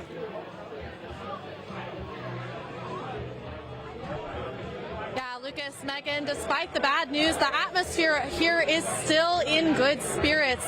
Now, Scharf's announcement took a lot of people in the room by surprise. He told me whenever I was talking to him that his team thought there was a clear picture of what results would look like today, and that did not translate. He did contact Bailey before making the announcement here, and he announced during his concession speech his full support for Bailey in the upcoming November election. Now, Scharf tells me he knew it was an underdog campaign and that he does not plan to run for another state office anytime soon, but he wants to continue his work in the conservative movement, telling me he's not going anywhere. Now, Scharf is Trump's lawyer in his current election interference case, and he says that these next couple months leading up to November are going to keep him really busy as trial proceedings start to begin. Reporting live from University City, Olivia Hayes, ABC 17 News. All right, Andrew Bailey will go up against Democrat Elad Gross, a St. Louis-based attorney, in November to see who's going to win that 4-year term for it. Now, switching gears to the nomination for the U.S. representative of the 3rd Congressional District of Missouri, you are taking a look right now as part of this race has now been called. Megan. Now, I spoke with Bethany Mann earlier, and she said she has a background in the environment and is looking to create policies to help with environment and is looking forward to hopefully leading in November. Yeah, 74% of the vote right now that she's got. They're declaring her the winner, will be the Democratic nominee for the 3rd District. Here are the results for the Republican primary for U.S. Representative. It's Kurt Schaefer and Bob Onder, the 2 leading candidates in this. Kurt Schaefer of Boone County right now with 49% of the vote. And Megan, this is another one we'll certainly watch closely. ABC 17's Mitchell Kaminsky is live from Bob Onder's watch party at the Soda Museum in St. Charles. Mitchell. Yeah, Megan Lucas, bit of a nervous energy here in the Soda Museum in St. Charles. I'm going to step behind the camera. You can kind of see what the layout is. This is a beautiful building. This museum actually just opened up this year. But getting to that race, Onder does say, he told me earlier that they are feeling cautiously optimistic. Now, this is a big primary because the last representative, Blaine Lukemeyer, he had won this district by over 60%. And as a reminder, this district snakes through St. Charles County. It touches part of South Columbia and part of Jefferson City as well, but it has leaned heavily red. So they do feel that if they can get the victory here tonight, that they are in a good position to take this congressional seat. This would be a shot at redemption for him. He ran for this congressional seat back in 2010 against Blaine Lukemeyer, and that was for the District 9 seat. However, when Missouri reduced down to 8 congressional districts, it was renamed into the 3rd congressional district. Now that Lukemeyer announced his retirement, Onder making another run at it. Still down a little bit earlier, though, but he did make a couple campaign stops today. They were fighting till the very end. They went to the First Baptist Church in Lake St. Louis earlier today. He says that's a stop that he's been going to, working over various campaigns for the last 22 years. Previously served in the Missouri House as well as the Missouri Senate.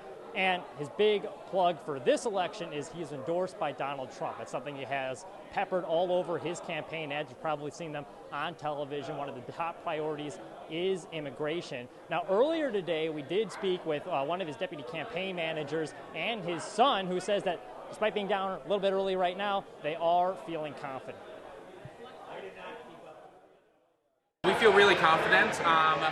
We've been working really hard, hitting every single county in the district ever since we announced, and we feel really confident that we're going to send a MAGA champion to Congress. Onder was a delegate for Trump back in 2016 as well as 2020. Their goal is, if they are able to get into office, is help Trump get elected as well so they can carry out his vision for America. He did receive an endorsement from Missouri Right to Life as well, and then while he was in the Missouri Senate, did receive an endorsement from the NRA. So his platform aligns very much with Donald Trump. But we'll continue to keep you updates as more results come in here in St. Charles. Reporting live from the Onder Watch Party, Mitchell Kaminsky, ABC 17 News. Mitchell, thank you. Now tonight, our ABC 17's Allison Weaver is live from a watch party at the Missouri Times headquarters in Jefferson City. And Allison, you've been monitoring the results for Kurt Schaefer. Spoke to him earlier today, and he is actually endorsed by current Rep. Blaine Lukemeyer.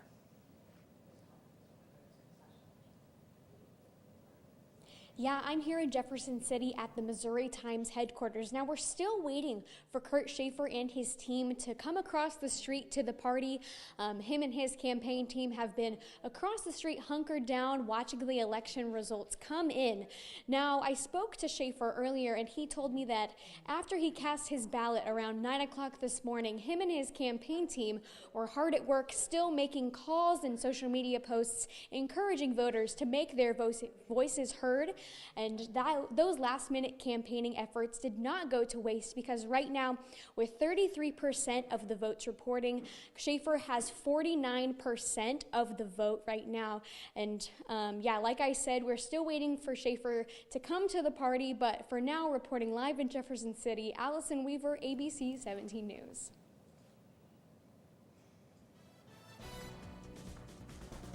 A new candidate will represent Missouri's 50th district in the State House next year after Doug Mann announced that he would not run for re-election. So this area includes South Columbia and areas of Boone County that border Columbia in the south and east. Here are the results for the Democratic primary for Missouri's 50th State House district: Greg Bush and Jeffrey Basinger. Whoever wins this race will have the chance to face off against Republican Joshua Blakeman, who's running unopposed. Now, it looks like 100% reporting. Looks like Greg Bush is taking out that win. Now, our ABC 17's Effany Andre is live from Greg Bush's watch party at the Grind Coffee House in South Columbia. Effany, what has the turnout been there and the atmosphere like right now after that win? Well, Megan, you guys just missed it. The whole room just screamed up. The roof almost came collapsing out of it just because the screams and cheers were so loud. They are saying that he won. They're really excited. The wife right now is doing a little speech. I'll give you a time to just check out the atmosphere right now. The wife is just speaking right now, talking about how proud she is of her husband. For the whole night, they have just been hanging around, watching the board, watching the polls. I'm speaking as the wife is talking to her, making her speech as right now. I spoke to the treasurer, Paul Harper, and he says he was so confident that Bush will win this election, and it looks like his confidence came in dandy. I did speak with Basinger's campaign manager, and he says before this all appeared, he says, "We are optimistic the early results show that our campaign resonated with a meaningful number of voters." So this is what is happening right now. Bush is hugging his family and his children.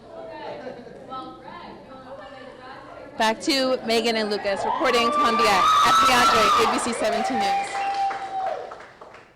Now tonight, we're following the Republican primary for Missouri's 44th State House District. The 44th District represents that dark purple section of Boone County you see on your screen.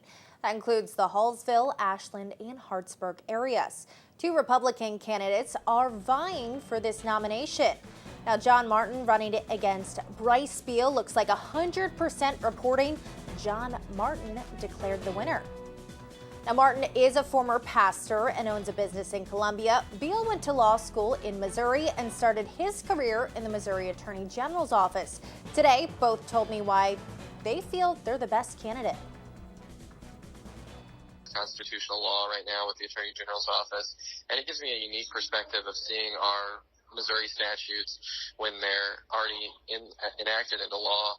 We're the ones charged with defending them in court, and kind of seeing the back end of it, defending them after they've been passed. The best choice, because I would represent the values of this district. We would be more of a rural Boone County district, Centralia, Hallsville, eastern Boone County down through Ashland and Hartsburg. Lots of agriculture. I have an agriculture background, so very supportive there. There he is, the Republican nominee, John Martin. Now, he will face Democratic nominee Dave Rathel, who is running unopposed for the 44th District in November. Tracking a beautiful night across mid-Missouri as we have seen a nice cool down after a cold front came through earlier today. We're finally feeling the effects of that across all of the state. We've dropped down to about 72 in Jefferson City. We've got cloudy skies, winds coming out of the northeast. That's going to continue to make things comfortable tonight, and it's going to lower the dew point. So it's going to be a little less humid overnight into tomorrow. We're feeling a little bit more comfortable, especially for the northern half of the area. We might even have some patchy fog tomorrow morning, especially in areas that we can clear out a little bit more. So if those clouds hold, likely won't see too much fog, but we'll see those temperatures dropping down to about 63. Tomorrow, as clouds start to work their way out, we're going to be tracking temperatures getting back up into the low 80s with sunshine. Definitely going to be a nicer day, though. And as we get towards Thursday, I'll be tracking a bit of an increase in the humidity. We'll see that dew point picking back up to about 67, but another cold front works its way in on Thursday, and that will drop down the humidity once again. So heading towards Friday and the weekend, things are looking very comfortable and much cooler than normal. Here's what I'm tracking tonight on ABC 17 Storm Track Doppler radar. That cold front off to our south now. A little bit of that cloud cover hanging around this evening, and you'll see that through tomorrow morning. Here's 6 a.m. on our ABC 17 Storm Track Future Track. As we get later in the day, cloud cover starts to exit. We are left with a sunny afternoon. We'll see those temperatures in the 80s. Now by Thursday, tracking some cloud cover for the start of the day. The best chance of rain for the morning will stay off to the west. We can't rule out a couple spotty showers as our cold front works its way in, but not expecting much widespread rain as this system works its way through. It will cool us down, though. As we get towards Friday morning, we'll start out in the upper 50s to around 60 degrees. And then from there, I'm tracking a beautiful weekend. I'll show you that coming up in my next forecast. Thanks, Jess. Now turning back to our Your Voice, Your Vote coverage tonight, our ABC 17's Morgan Burrish is joining us live from Mike Kehoe's watch party at Capitol Bluffs Event Center in Jefferson City. Morgan, a lot of people watching this one, a big crowd behind you, I see. What is the environment there?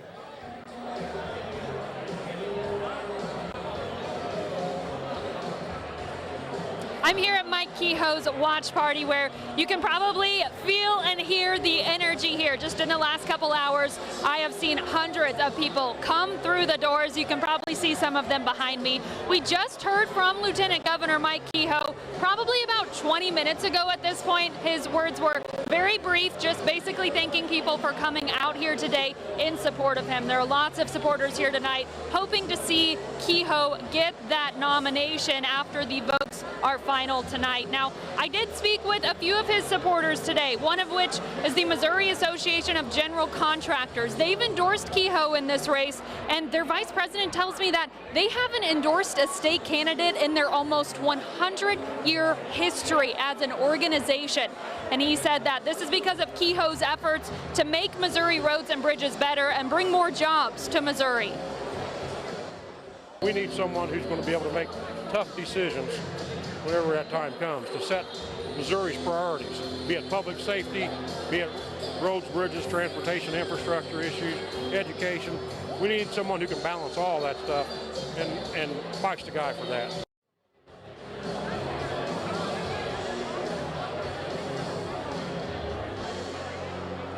Now, people are planning on staying here until those votes are final. I've had a couple people tell me they'll be here as long as it takes, but we aren't expecting to hear from Mike Kehoe himself until after those votes are final, so it might be a while until we hear from him himself. But in the meantime, we'll continue to bring you updates. Make sure to stay tuned. Reporting live in Jefferson City, Morgan Burrish, ABC 17 News. And you are taking a live look right now of one of Kehoe's opponents, Jay Ashcroft's watch party in Springfield. Stick with us. We'll have more team coverage of the Republican primary race for governor.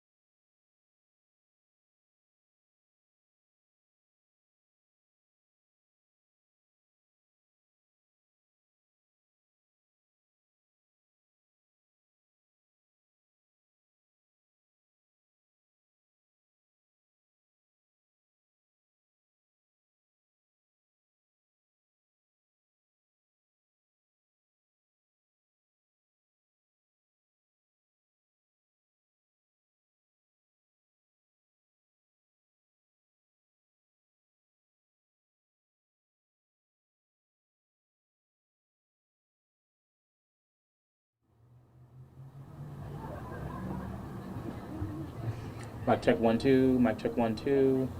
Yeah, mic check 1 2. we're still getting the hum. Still hearing that hum. We're just gonna throw our loud mics up there.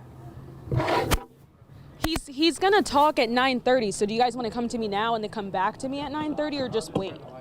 Okay, yeah. Sorry about that. No, you're good. Just, I don't know, because it wasn't quite there earlier. I have no idea. Maybe something's electrical, because when something's not grounded right properly, it can just go through audio. We got a lot of stuff to plug. They're just getting mic checks right now, and I want to make sure the sound is good. But okay. Yeah. Perfect.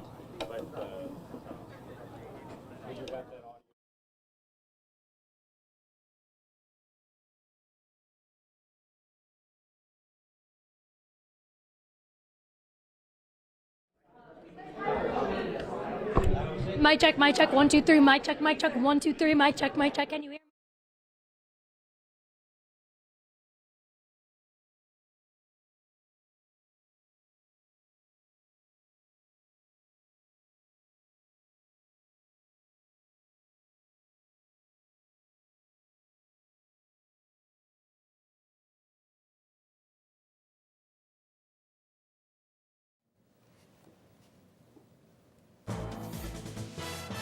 Welcome back.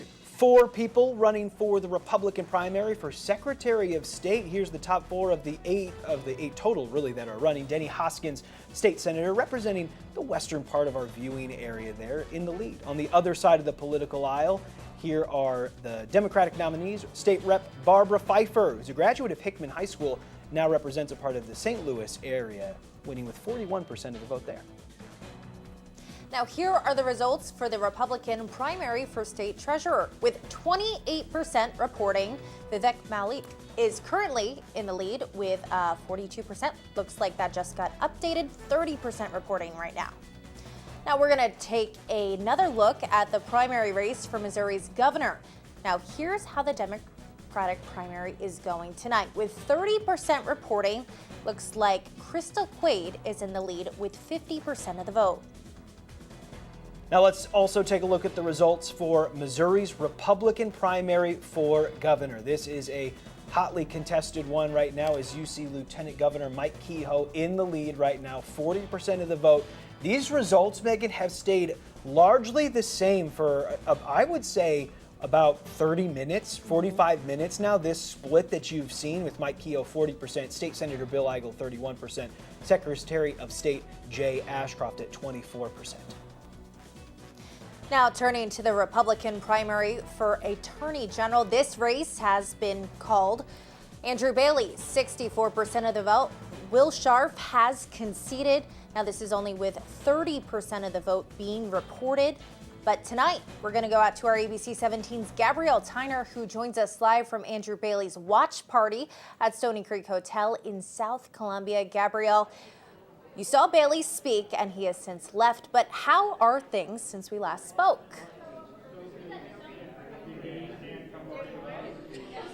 Megan, yeah, actually, I'm going to say I'm not entirely sure if Andrew Bailey did entirely leave the vicinity or not, but he is definitely not in the party right now. I'll slide over so you can kind of take a look. You can tell this room has definitely cleared out a significant amount just within the past 40 or so minutes. Oh, kidding. Andrew Bailey is right there at the corner. Let's take a peek at him right now. He is right in the doorway. He looks like he is just looking around. Let's see what he's got going on here. But for now, he actually was just speaking with the media, and he was telling us that he came into this race wanting to win. He knew what he wanted, and he said he is just super, super thankful for all the Missourians who came in tonight came in and voted for him. He said, I expected to run on record. He put together about a 19-month campaign, and he said, and, you know, he was talking about a lot of his crime fighting that he's been doing, and it looks like this might be, we got a little action going on, we got some signs moving, so we're just hanging out here as the night is wrapping up. It has cleared out significantly, and Bailey was telling all of us that he was talking about his decrease in crime, that he was able to decrease crime around the state. He has $32 million in settlements. He has just been getting a lot of work done. He was very thankful to all the folks he named: Cape Girardeau, St. Joe, Springfield, Mid-Mo, C-Mo. He was calling out all the Mo's tonight. He even brought up the Show Me Crime data and used that, trying to continue with his point and saying how he's worked to lower crime in the area, lower crime in Missouri. And I don't know if you mind, I am looking down at some of my notes here. And now he says when we were talking to him outside with the media, he was just thanking his campaign staff, thanking. But, however, just take a listen to what he had to say to the media outside right after his big win. Look, I expected to win. I expected to run on a record. We put together an 19-month record of solid wins for the people of the state, and people know me and understand what I'm about and my history.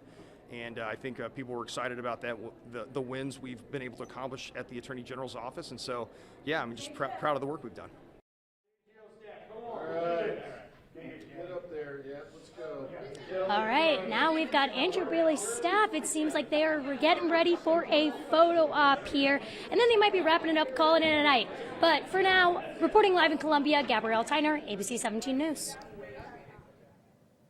Yeah, you see a lot of members of the Attorney General's office that were there. I saw a lot of Assistant Attorneys General there at that party, now celebrating a Republican primary win for Andrew Bailey. Yeah, still in that room celebrating tonight.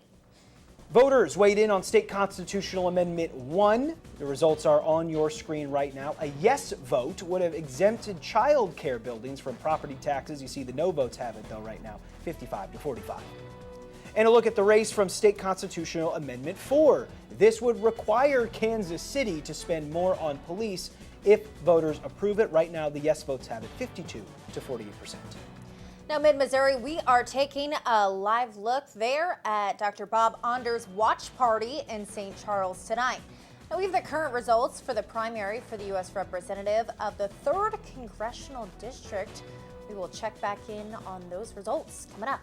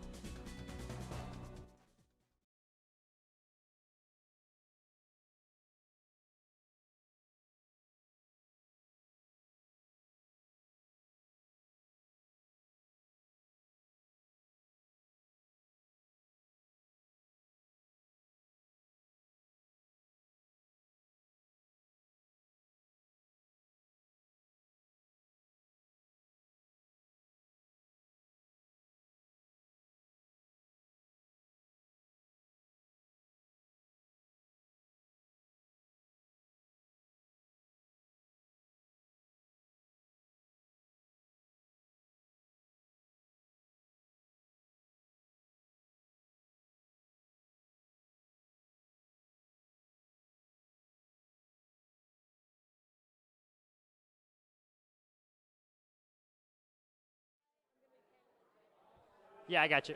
I can step that way if that's easier.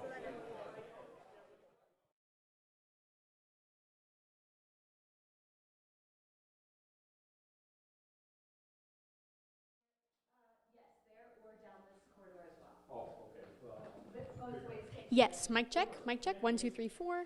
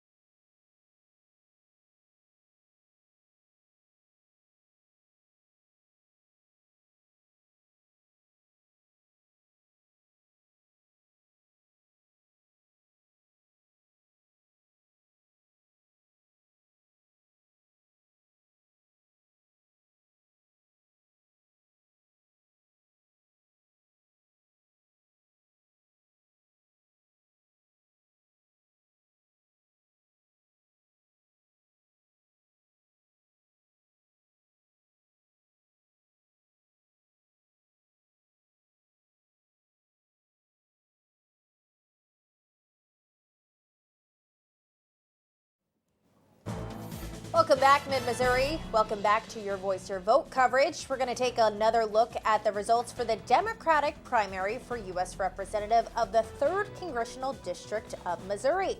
Now, Bethany Mann has been declared the winner with 47% of the vote being counted. Mann has a background in science and technology. On the Republican primary for that same position, it's Kurt Schaefer of Boone County right now leading with more than half of the votes in, leading Bob Onder.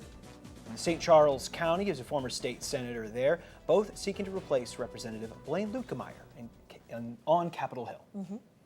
Now we're going to check back in with ABC 17's Mitchell Kaminsky, who is live from Onder's watch party at the Soda Museum in St. Charles. Now, Mitch, what is the atmosphere like right now tonight? Well, Megan Lucas, vibes still high here, despite being down early. Now, half of the results yet to come in. But interesting looking at some of the polling numbers. Early on, when they did initial polling, ABC, I should say, did initial polling back in July. And obviously, that can fluctuate from time to time. Polling numbers aren't always accurate. But Onder was up over Schaefer by 20 points. That hasn't been the case early on, but still a lot of precincts yet to report. I'm going to step behind the camera here. You can kind of see what this party looks like here at the Soda Museum in St. Charles. They have a really nice setup going here. To the right, you see they have the results coming in. They got a fully stocked bar and catering as well. Really spared no expense, and that's been kind of the theme of the entire campaign as well. Looking at his total campaign contributions on FEC.gov, he received over $1 million in total receipts, and his one of his committees, Onder for Congress, received nearly $500,000 in campaign contributions here. Behind me, you can kind of see they have some of his family members and staff set up here too, and you kind of get a look at what the inside of this museum looks like. But we'll have more from you. You can hear from what one of his campaign managers had to say as well coming up later in the show. He is expected to speak to the crowd later tonight. We haven't got an exact time on that, but we will have sound from you once he does address the crowd here. Reporting live in St. Charles, Mitchell Kaminsky, ABC 17 News. And we will see what happens when those St. Charles County results come in. That's a huge part of this congressional district. But right now, the man who's in the lead, Kurt Schaefer. We have ABC 17's Allison Weaver following Schaefer's campaign tonight at the Missouri Times headquarters in Jefferson City. And Allison, what do you got for us there? So we have not been able to go into the actual election party until Kurt Schaefer and his campaign make their way across the street from their headquarters and join the event. Now, right now, Schaefer, with about half of the votes counted, he is polling at about 47% of those votes. He told me earlier this evening that if elected, he is going to advocate to shut down the southern border until the fentanyl crisis is resolved. Now, Schaefer is endorsed by the Missouri Fraternal Order of Police and said he's going to continue to support first responders who are facing increased crime as a result of those open border policies. Now, we are still waiting for Schaefer to come across the street to this event, but for now, reporting live in Jefferson City, Allison Weaver, ABC 17 News. All right, thank you, Allison. Let's take a look at the Democratic primary for U.S. Senator. This is something you're going to see a lot of in the run-up to November. Lucas Kuntz, as we told you in our live stream, has locked up the Democratic nomination for U.S. Senate. He will go up against U.S. Senator Josh Hawley in November. Now, Mid-Missouri, stick with us. We'll have more election results coming up after the break.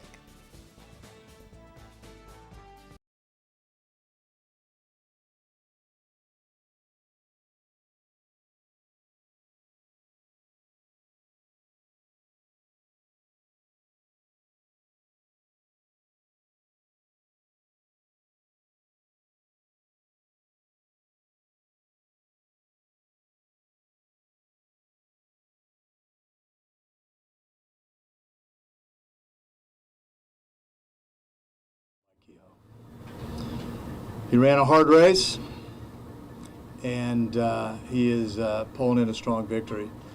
I wish him well. I pray that God will bless him, in his time as governor, because I think that's good for the state.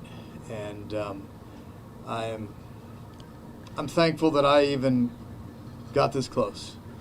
that so many people would allow me to serve as their Secretary of State and would help me in this race. I thank my wife, Katie, especially for all the time I was gone as I traveled the state.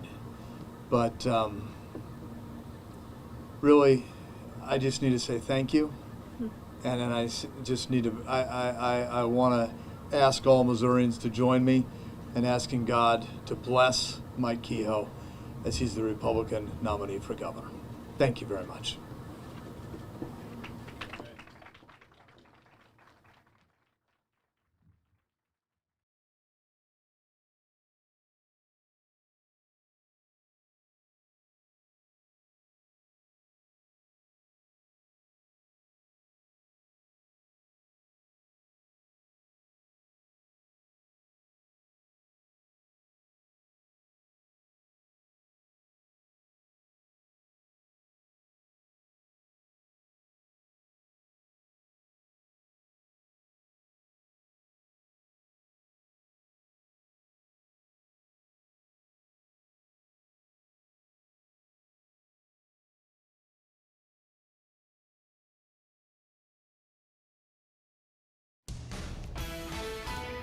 Tracking a cool night. Those temperatures have dropped down into the upper 60s. We're about 68 right now in Columbia.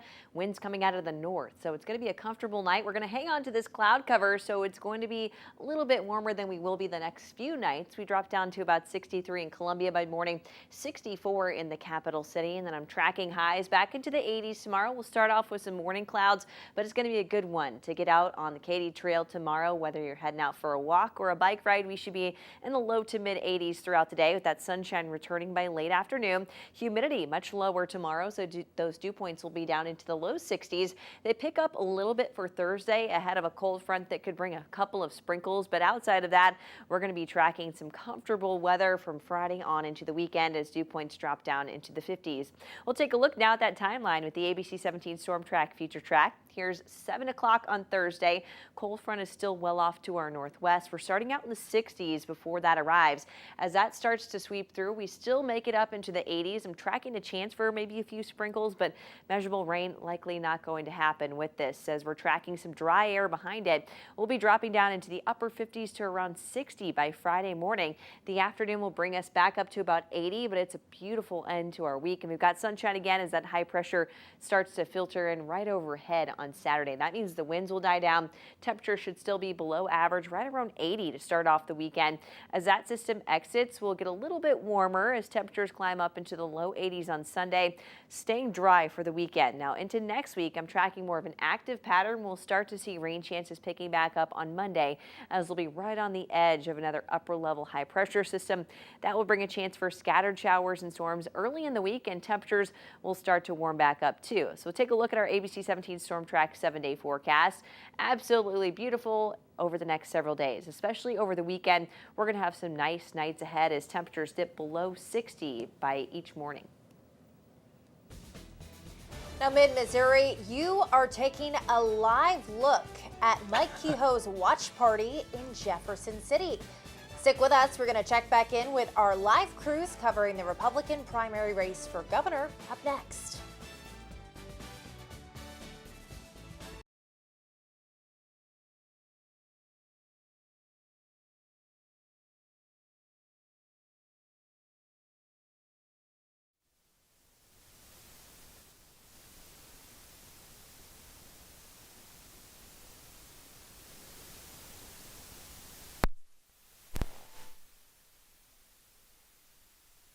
One, two, three. Mic check, mic check. 1, 2, 3, 4, 5. Mic check, mic check.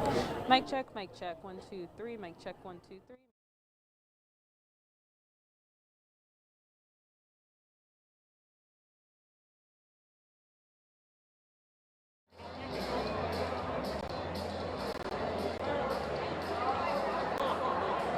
Yeah, I can hear you. Am I coming up?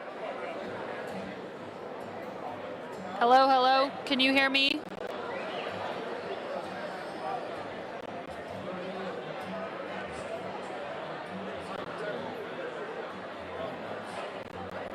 Okay, cool. Yep.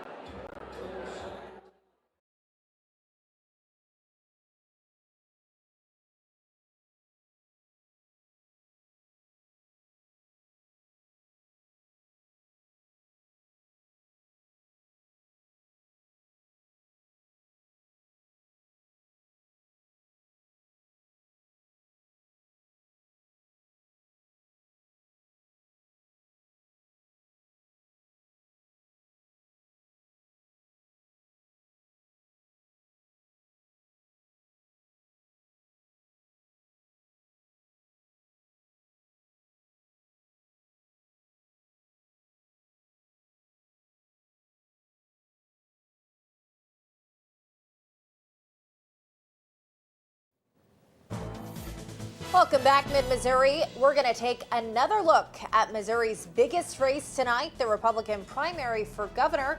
Now, this is where we are sitting with the race with 40% of that vote tallied. Looks like Mike Kehoe has 40% of that vote so far. Lucas, I know you mentioned we really haven't seen much movement in the lineup. No, and Jay Ashcroft also hasn't seen much movement in that, and that has led him to concede from this race. Megan, we heard it while we were in commercial break. He gave a brief statement. I know Nia Hinson is there. We'll go to her in just a second, but Mike Kehoe in the lead right now. Let's go to ABC 17's Nia Hinson live at Jay Ashcroft's watch party. Nia, you heard it from the candidate himself on his thoughts on the race right now. Yeah, Megan and Lucas, just about 5 minutes ago, Jay Ashcroft came and spoke on that podium there, addressing the crowd, saying that he believes Mike Kehoe will be the likely Republican nominee for governor on the ballot in November. He said that he wanted to congratulate and wish Kehoe all the best and ask that all fellow Missourians, including ones who may have voted for him tonight, also congratulate him and wish him all the best in the future. He also said that he wanted to just express how grateful he was that he got the opportunity to get this far in the race. He was joined by his wife up on stage here tonight, but again, we do have a good percentage of the votes that still need to come in, so the race isn't officially called, but yes, we did hear from Ashcroft addressing what he thinks will likely be the outcome tonight. Reporting live in Springfield, Nia Hinson, ABC 17 News. Nia, thank you. Now we're going to check back in with ABC 17's Morgan Burrish. She joins us live from Kehoe's watch party at Capitol Bluffs Event Center in Jefferson City. Morgan, how are things there?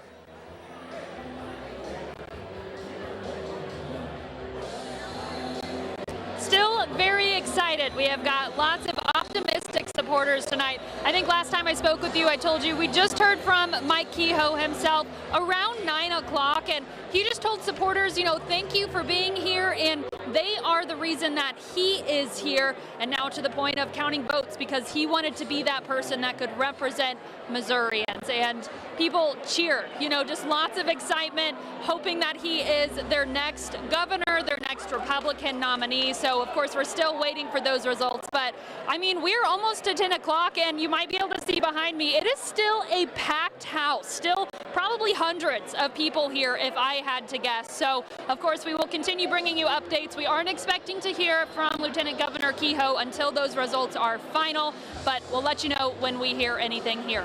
Reporting live in Jefferson City, Morgan Burrish, ABC 17 News. All right, there are also 4 people vying for the Democratic nomination for governor, and we have what looks like a big update in this race, Megan. The AP is reporting that State Representative Crystal Quaid has won this race. You see, she has 50% of the vote. The Missouri House Minority Leader, one of the longest serving party leaders in the state, will now be the Democratic Party's nominee for governor. Who she'll face on the Republican side, well, we still have to see. Stick with us. We're going to have more election news next.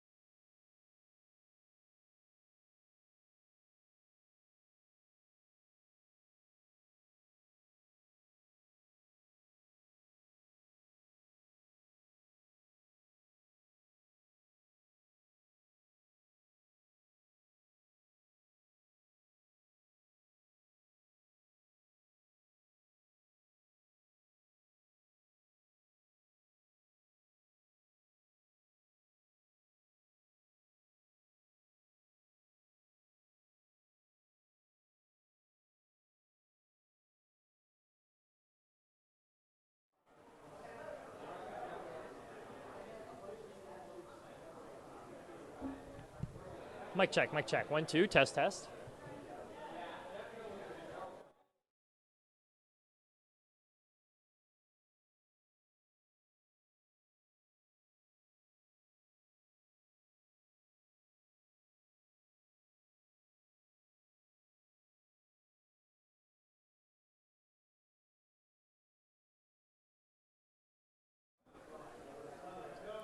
Sorry, you cut out. Can you hear me? No, I missed that.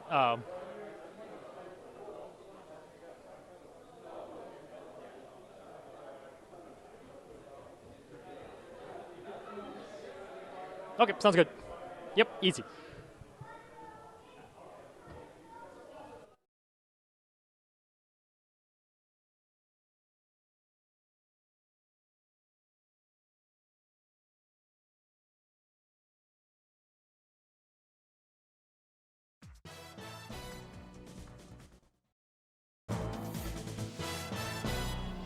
Let's check in on the Republican primary for U.S. Representative of the 3rd Congressional District. And didn't we say this could get close as the night goes on? Look at that, 61% of the vote now. Bob Onder cutting into Kurt Schaefer's lead for the Republican nomination for that screen. But Schaefer still 44% of the vote to Onder's 40%. Watch this one closely.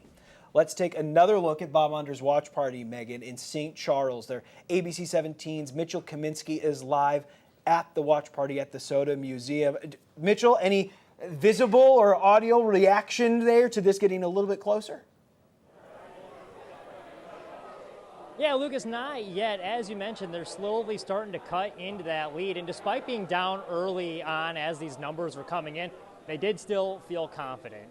Onder lives in St. Charles County. He's practiced medicine here for a long time. So they're really waiting for the results of that to roll in, and they're confident that's where they can make up a lot of this gap. Now, earlier tonight, we did speak with his son and deputy campaign manager who talked about kind of their vision moving forward if they were to get elected. We feel really confident in our chances of victory tonight, and that momentum is going to carry us through all the way to November when the Republicans are going to take both houses of Congress and Donald Trump is going to become our next president. Now, you heard him mention Donald Trump there. That is someone that he has leaned heavily on. Donald Trump did endorse Onder in this campaign, and so he's something that's hoping that will help him carry him over the finish line here tonight. Reporting live in St. Charles, Mitchell Kaminsky, ABC 17 News. All right, we are going to have further coverage of Missouri House District 50 and the Democratic primary in that, which covers South Columbia, when we come back.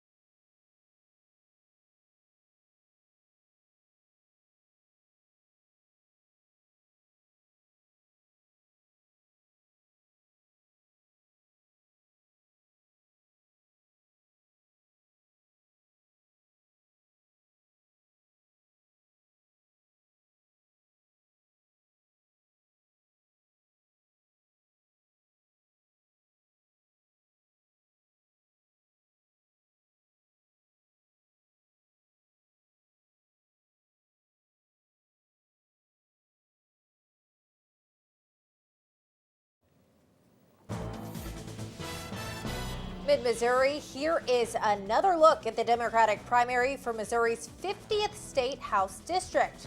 Like we told you earlier, whoever will win this race will face off against Republican Joshua Blakeman in November. Now, mid-Missouri, we are following the Republican primary for the Missouri's 44th State House District. The 44th District represents that dark purple section of Boone County you see on your screen. That includes the Hallsville, Ashland, and Hartsburg areas. Now, 2 Republican candidates were vying for this nomination, and John Martin has been declared the winner against Bryce Beal. He secured 61% of the vote to become, I believe that was 54% of the vote, to become the Republican nominee. Now, Martin is a former pastor and owns a business in Columbia. Just a few minutes ago, he tells me he's very grateful and appreciates all the support of his volunteers that he's received. He said, voters know me as a small business owner, the only Boone County native in the race, former pastor, and so those connections and leadership experience he thinks has made a big difference. Now, he will face Democratic nominee Dave Rathel in November, who ran unopposed on a Democratic ballot today. Well, stick with us. We're going to have more after the break.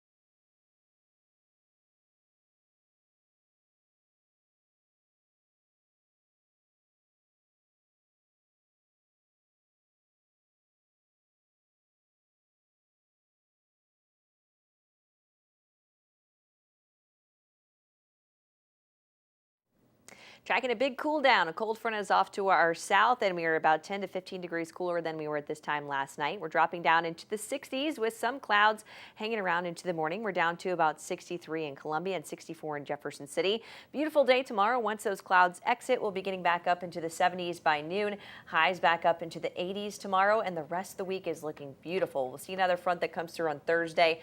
Not much rain with that, but it's going to cool us down into the low 80s for the weekend with low humidity. Hopefully you can get outside and enjoy that over the next several days.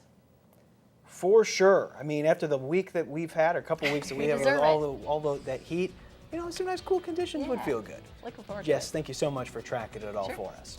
Mid-Missouri, thank you for joining us tonight, and all of our election coverage. We'll have more continuing on ABC 17 News.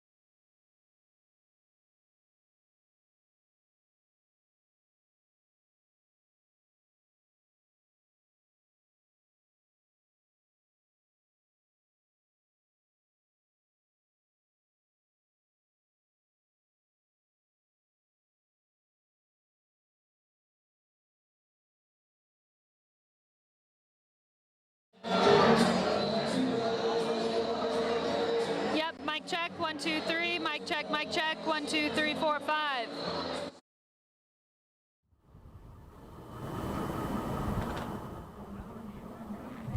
Mic check, 1, 2, 3, mic check, 1, 2, 3, mic check, mic check. But it's like a small one, yeah, I guess. Mic check, 1, 2, 3, mic check, can you hear me? Mic check, 1, 2, 3, can you hear me? Mic check, mic check.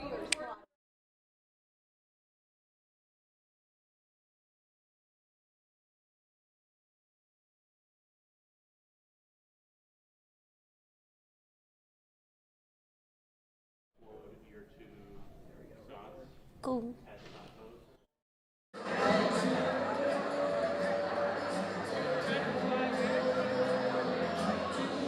Is it safe to say the race has been called? I have like 0 service, so I don't actually know.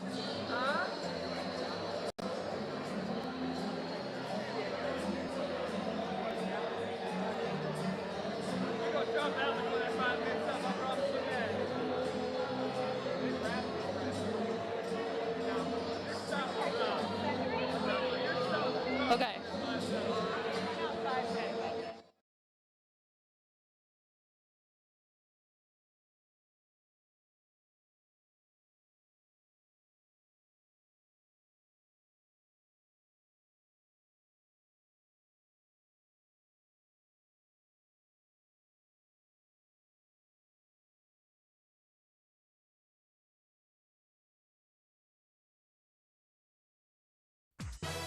Your voice, your vote 2024 coverage on ABC 17 News at 10 on KMIZ starts now. The results continue to pour in after the polls for the state primary election closed about 3 hours ago, and we got some close ones tonight, Megan. We do. We have live team coverage from all across the state to bring you the very latest updates on the state's biggest races tonight. We're looking at the race to win the Republican governor nomination, the nomination for state attorney general, and the nomination for the representative of the state's 3rd district. Now tonight, we have 7 ABC 17 News reporters live at watch parties. Get this, in Columbia, Jefferson City, St. Charles, University City, and Springfield. We're going to go out to all of them. But first, let us take a look at one of the biggest races tonight, the Republican nomination for governor. You are looking at the top 3 there on your screen. It is Lieutenant Governor Mike Kehoe, who has held a commanding lead for most of this night. Right now at 40% of the vote, with 55% of the vote tallied so far. State Senator Bill Eigel and Secretary of State Jay Ashcroft trailing in 2nd and 3rd. Tonight, our ABC 17's Morgan Burrish joins us live from Mike Kehoe's watch party at Capitol Bluffs Event Center in Jefferson City. And Morgan, how is everything right there right now?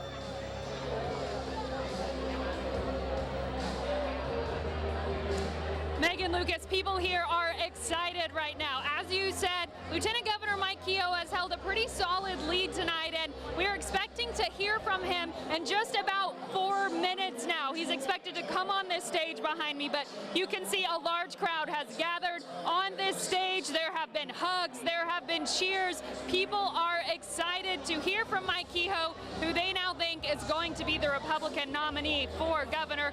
We will come back to you as soon as Mike Kehoe starts speaking and bring you his remarks live here on ABC 17 News. But for now, reporting live in Jefferson City, I'm Morgan Burrish, ABC 17 News. Morgan, thank you. Definitely some excitement for in sure. the atmosphere there. Yeah, absolutely. And this has been a hotly contested one. One of his opponents, Jay Ashcroft, live now in Springfield. One of the sort of political dynasty, the Ashcroft family there with Jay Ashcroft looking for this nomination. ABC 17's Nia Hinson is there at the Moxie Hotel in Springfield. Nia, you heard from Secretary Ashcroft just a few minutes ago.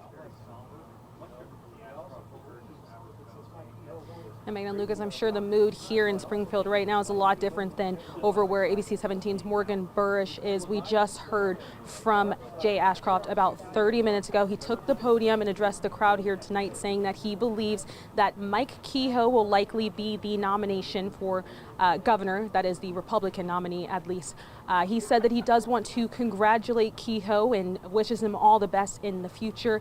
And he asked that fellow Missourians join him in doing that. He was joined here by his wife, and he also thanked his wife for all of her support, and also said that he wants to just let people know how proud he is and how thankful he is that he even made it this far. Again, we do have a bit of the results that still have to come in, so it is not official yet, but we heard it here about 30 minutes ago from Jay Ashcroft saying that he believes Mike Kehoe will likely be on the November ballot.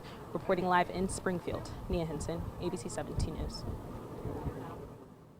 Of course, that sets the stage, Nia, for the governor nomination at the Democratic Party and who is going to likely face Mike Kehoe. Well, the answer to that is State Representative Crystal Quaid, who has won the Democratic nomination. Here are the results for that. Representative Quaid has 50% of the vote, half of the vote, with more than 50% tallied up so far. Of course, Republicans have had control of the governor's mansion since Eric Greitens won in 2016. Representative Quaid, the House Minority Floor Leader in Jefferson City, is looking to reverse that. Now turning now to the race for the Republican nomination for Attorney General. Now, we told you less than 2 hours ago, candidate Will Scharf has conceded to current AG Andrew Bailey. You are taking a look at those results right now. Not quite final, but the race has been called with Bailey being the winner. Tonight, our ABC 17's Gabrielle Tyner joins us live from Andrew Bailey's watch party at Stony Creek Hotel in South Columbia. Gabrielle, this has been a very expensive race, but the Attorney General will seek a 4-year term come November. Megan, Lucas, yes, Andrew Bailey will be seeking that term. And yeah, like I said, I'm here at the watch party, but it was a quick one. I'll tell you, I'm gonna move out the way just so you can get a look. Room's empty. They packed up, they called it a night because this race was called very quickly. Just within about 40 minutes, we saw our first glimpse of Andrew Bailey. Will Scharf had just dropped out, and he walked right in onto the stage, went out. Media saw him all within about a 30-minute span, so it was super, super quick. We got a quick glimpse of Andrew Bailey, but we were here all day, and this is what he wants to say after the win. Andrew Bailey will grab his rucksack and his rifle and will stand in formation with other conservative leaders as we march on to victory in November. Let's do it!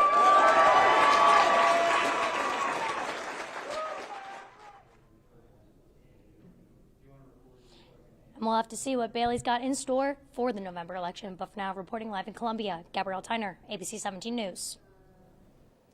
Gabrielle, thank you. Now we are getting word that Mike Kehoe is about to speak. Let's take a listen.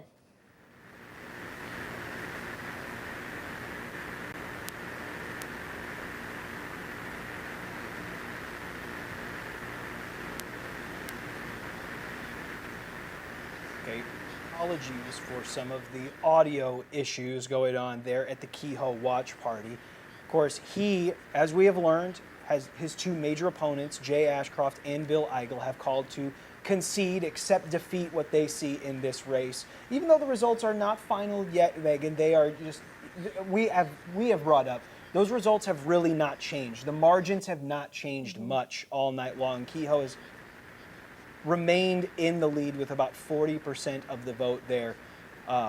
So as you can see, he's speaking to the crowd right now. Now a little bit about Kehoe. He was first elected to the state Senate in 2010, representing Cole and surrounding counties. He was then chosen by current Governor Mike Parson to be Lieutenant Governor in 2019, and then Kehoe was elected in 2020. A Lieutenant Governor, and now the winner of the Republican nomination for Governor of the great state of Missouri.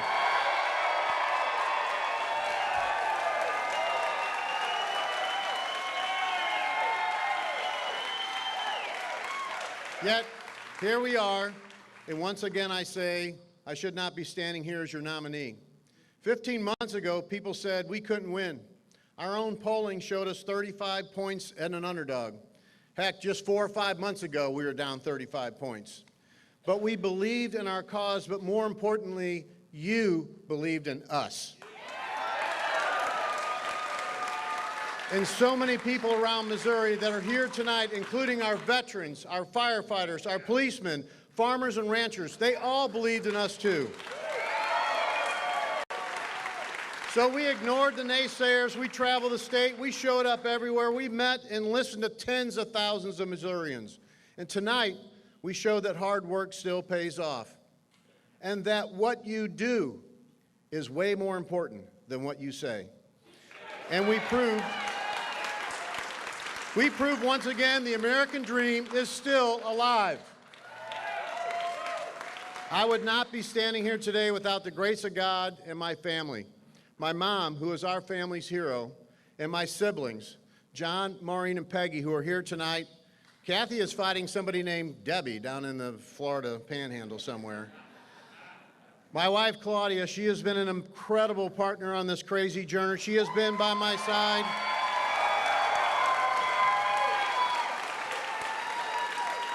She's been by my side every step of the way. Nobody has worked harder. Will she make a great First Lady or what?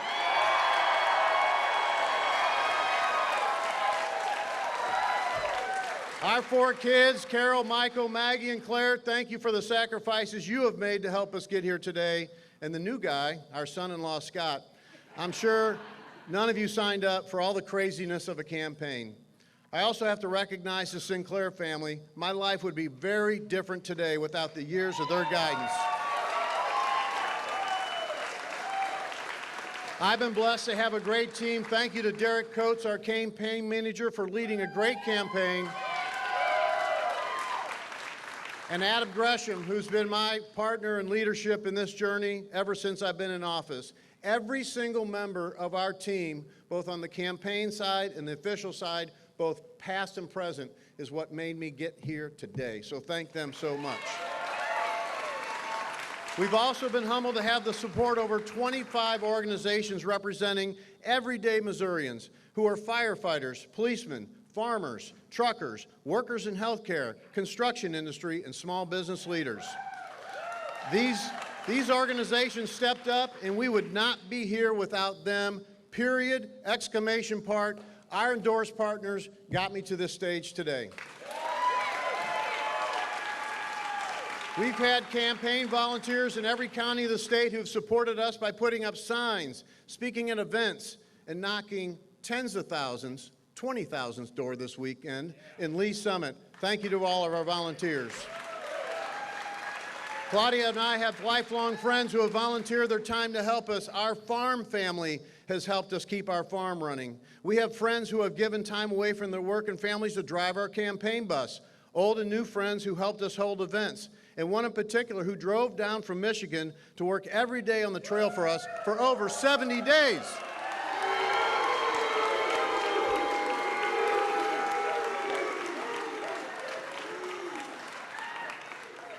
He's a hot mess. I am so proud of the race we ran, but this campaign has also exposed some deep divisions within our party. So let me say this. The future of Missouri is too important for a Republican Party to be reduced to finger-pointing and name-calling. We have to join together if we're going to defeat our common enemy. And make no mistake, our common enemy is the bad policies pushed by Washington, D.C., the dangerous progressive extremists that coddle criminals and make our streets more dangerous, the open border policies that flood our country with illegal immigrants and fentanyl, and yes, the dependency on government that deflates people's drive and threatens their futures. We have a job to do, and we're going to do it together. That starts with me. I want to congratulate my opponents for running a spirited campaign. I've received calls tonight, very gracious calls, I might add, from Secretary Ashcroft and Senator Eigel. And my commitment to them is we're going to govern for all Missourians, and we're going to do it conservatively. I think the last 35 years as a small business owner and the past 14 years of my public service career have proven that I will work with anyone who has good ideas to make our state safer, stronger, and better. As long as we end up with a common-sense, conservative solution, we will govern. As governor, I plan to get things done for the people of Missouri, and there's so much to do. Throughout this campaign, we traveled hundreds of thousands of miles, and we met thousands of Missourians who have shared with us their stories, their hopes, their dreams, and yes, the ways that government has let them down. They are not looking to Jefferson City to solve all their problems, but they know there are common sense solutions that would improve their lives. We've heard from too many families who don't feel safe in their own neighborhoods. Missouri must send a message to criminals that you're not welcome here. All right, we are going to leave Lieutenant Governor Kehoe there to go to Bob Onder, who the Associated Press is saying has secured the Republican nomination for the 3rd Congressional District. Went door to door in this scorching heat in Missouri, who put signs in your yard, who put 4x8s up in yards. For those of you who contributed and invested in our campaign financially, thank you all so very much.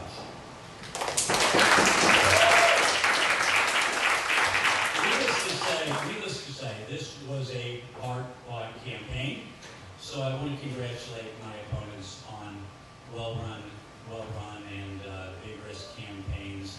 I think now is the time to be together and to be united as a party, be united as conservatives, be united as people who love our country, who are committed to making this country a better place, and who are committed to electing Donald J. Trump, taking back our country. Thank you.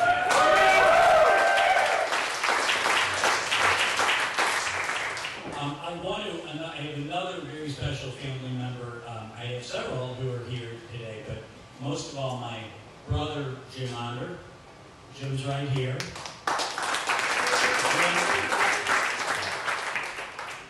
Jim and I, one time a reporter asked me, how do you describe your relationship with your brother, Jim Onder? And I said, when I was about 6 and Jim was about 5, my dad gave us a pair of boxing gloves, and he never took them off. Well, there you hear it from Bob Onder, who has secured the Republican nomination for the 3rd Congressional District, the St. Charles County Republican, beating Kurt Schaefer in that race. Mid-Missouri, stick with us. We'll continue our election coverage coming up.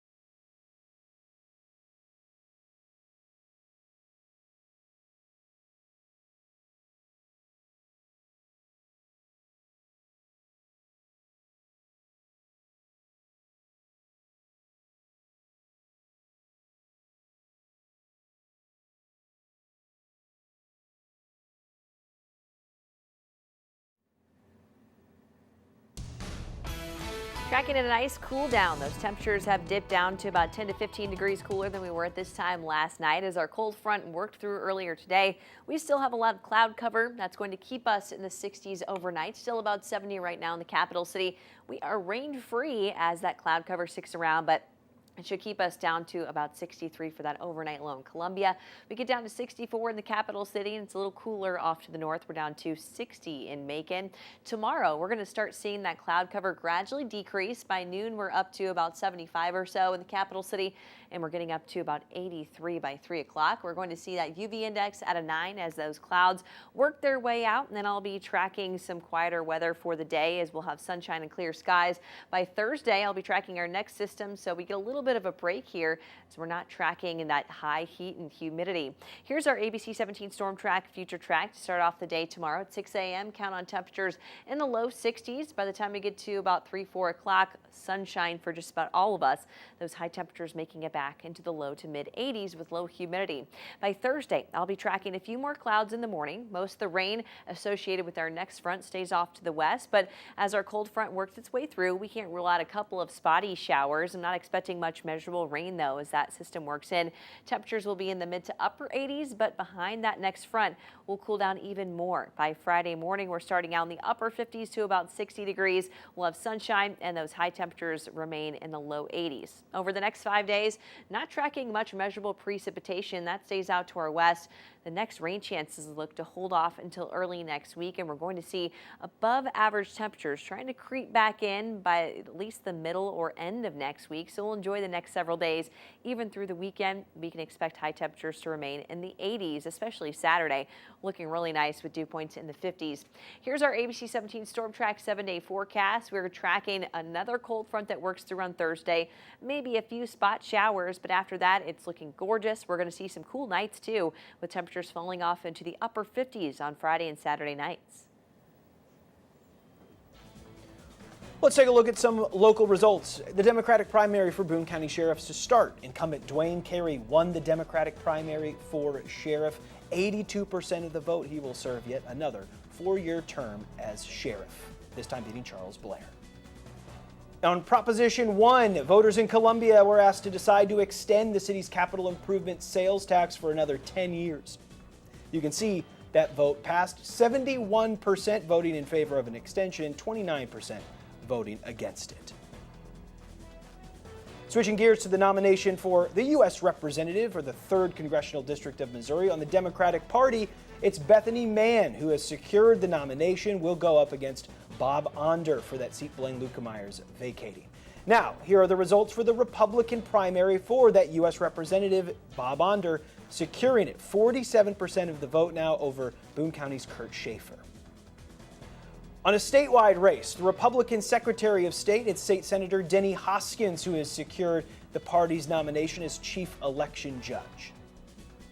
On the other side of the political aisle, Barbara Pfeiffer, State Representative, a graduate of Hickman High School, now in the St. Louis area. She is leading the Democratic primary. Here's the results for the Republican primary for State Treasurer, as Vivek Malik, the current treasurer, has secured the Republican nomination. Now we're going to take another look at the primary race for Missouri's governor.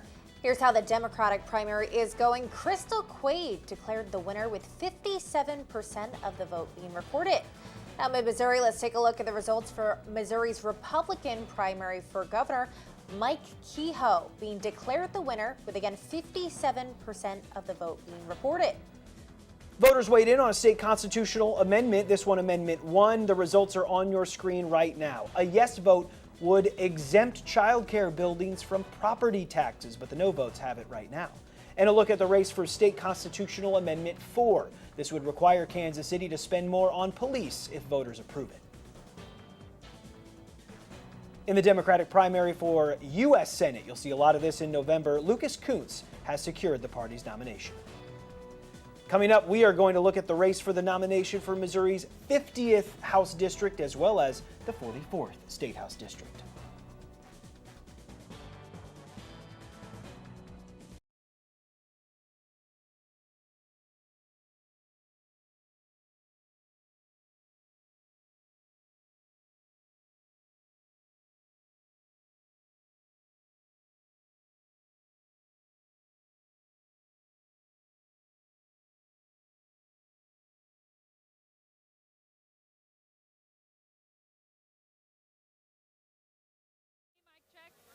have it plugged in?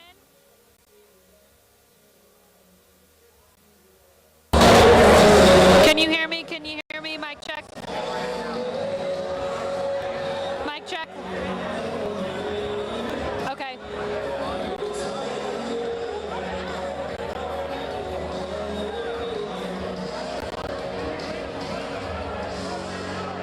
Okay. Okay.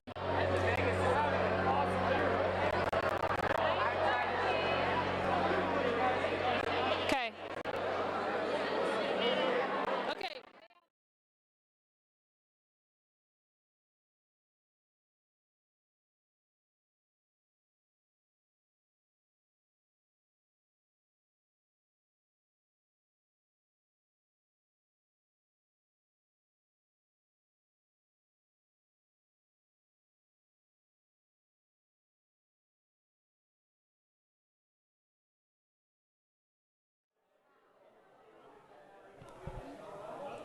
Yeah, I got you. Mic check, 1, 2, test, test.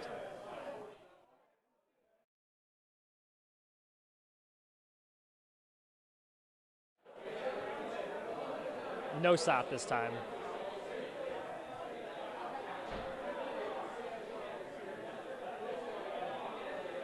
Okay.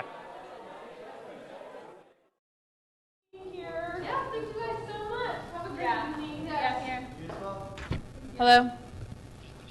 Yes, I can hear you. Hello, mic check, mic check, mic check.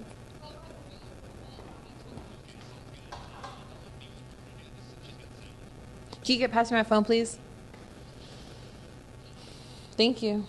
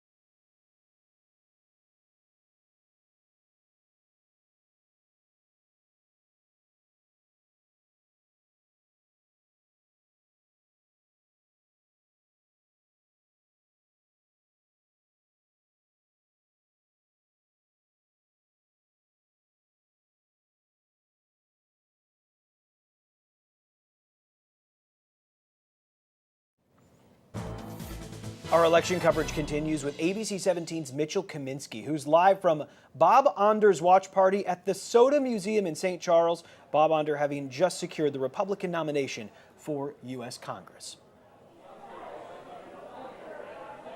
Yeah, Megan Lucas, Onder talked during his speech thanking President Donald Trump for endorsing him, and he pointed out that Trump's endorsed a lot of candidates. His was one of the few races that was an exclusive endorsement. He also thanked his family and talked about his plans to try and stop what he's calling an invasion from the border. He's going around making the rounds, celebrating here. Interesting enough about this race, they feel that this primary is really going to be the heavy lifting in this race, since the congressional race the last couple times has leaned heavily red, so they are feeling confident that they can secure the seat now that they have won this primary election.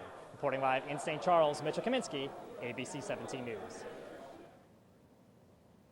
And a new candidate will represent Missouri's 50th district in the state next year after Democrat Doug Mann announced he would not run for re-election. This area includes South Columbia and parts of Boone County around it. You see Greg Bush, having secured the Democratic nomination for House District 50, will go against Republican Joshua Blakeman. Now tonight, our ABC 17's Effany Andre joins us live from Greg Bush's watch party at the Grind Coffee House in South Columbia. Effany, you were there when they learned that Bush had won.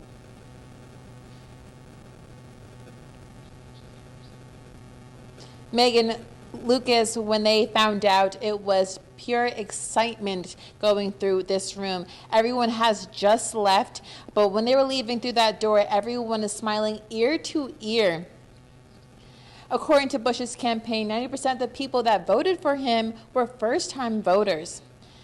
Jeff Basinger took to Facebook to write his statement on tonight's loss. He states, and I quote, "Thanks to everyone for the support. I'm proud of our campaign. We raised important issues, did well at forums, and got along wonderfully with voters. We just needed more voter contacts. I wish everyone the best," end quote. Bush took to the podium after votes were established, and he says everyone that voted today, everyone that was in that room, needs to double it for November as he goes against Republican Joshua Blakeman. And each one of us in this room has the ability to be a leader and to make Boone County, make House District 50, and I'm going to go bigger, and make Missouri the best state that it can possibly be. I'm going to be 1 out of 163, but I'm going to fight like heck. I'm telling you what.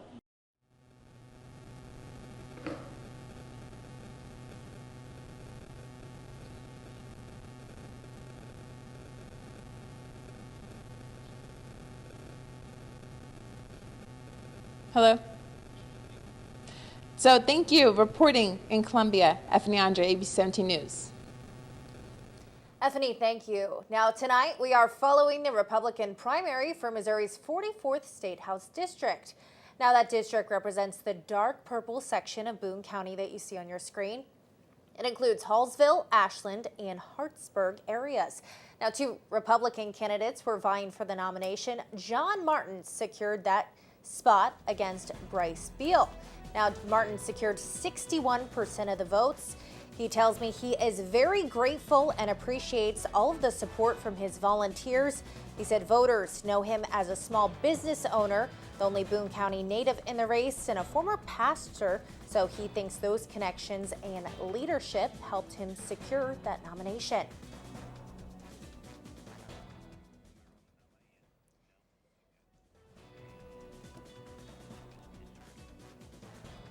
Well, later we are going to check back in with ABC 17's Morgan Burrish, who is at Mike Kehoe's watch party. That's next.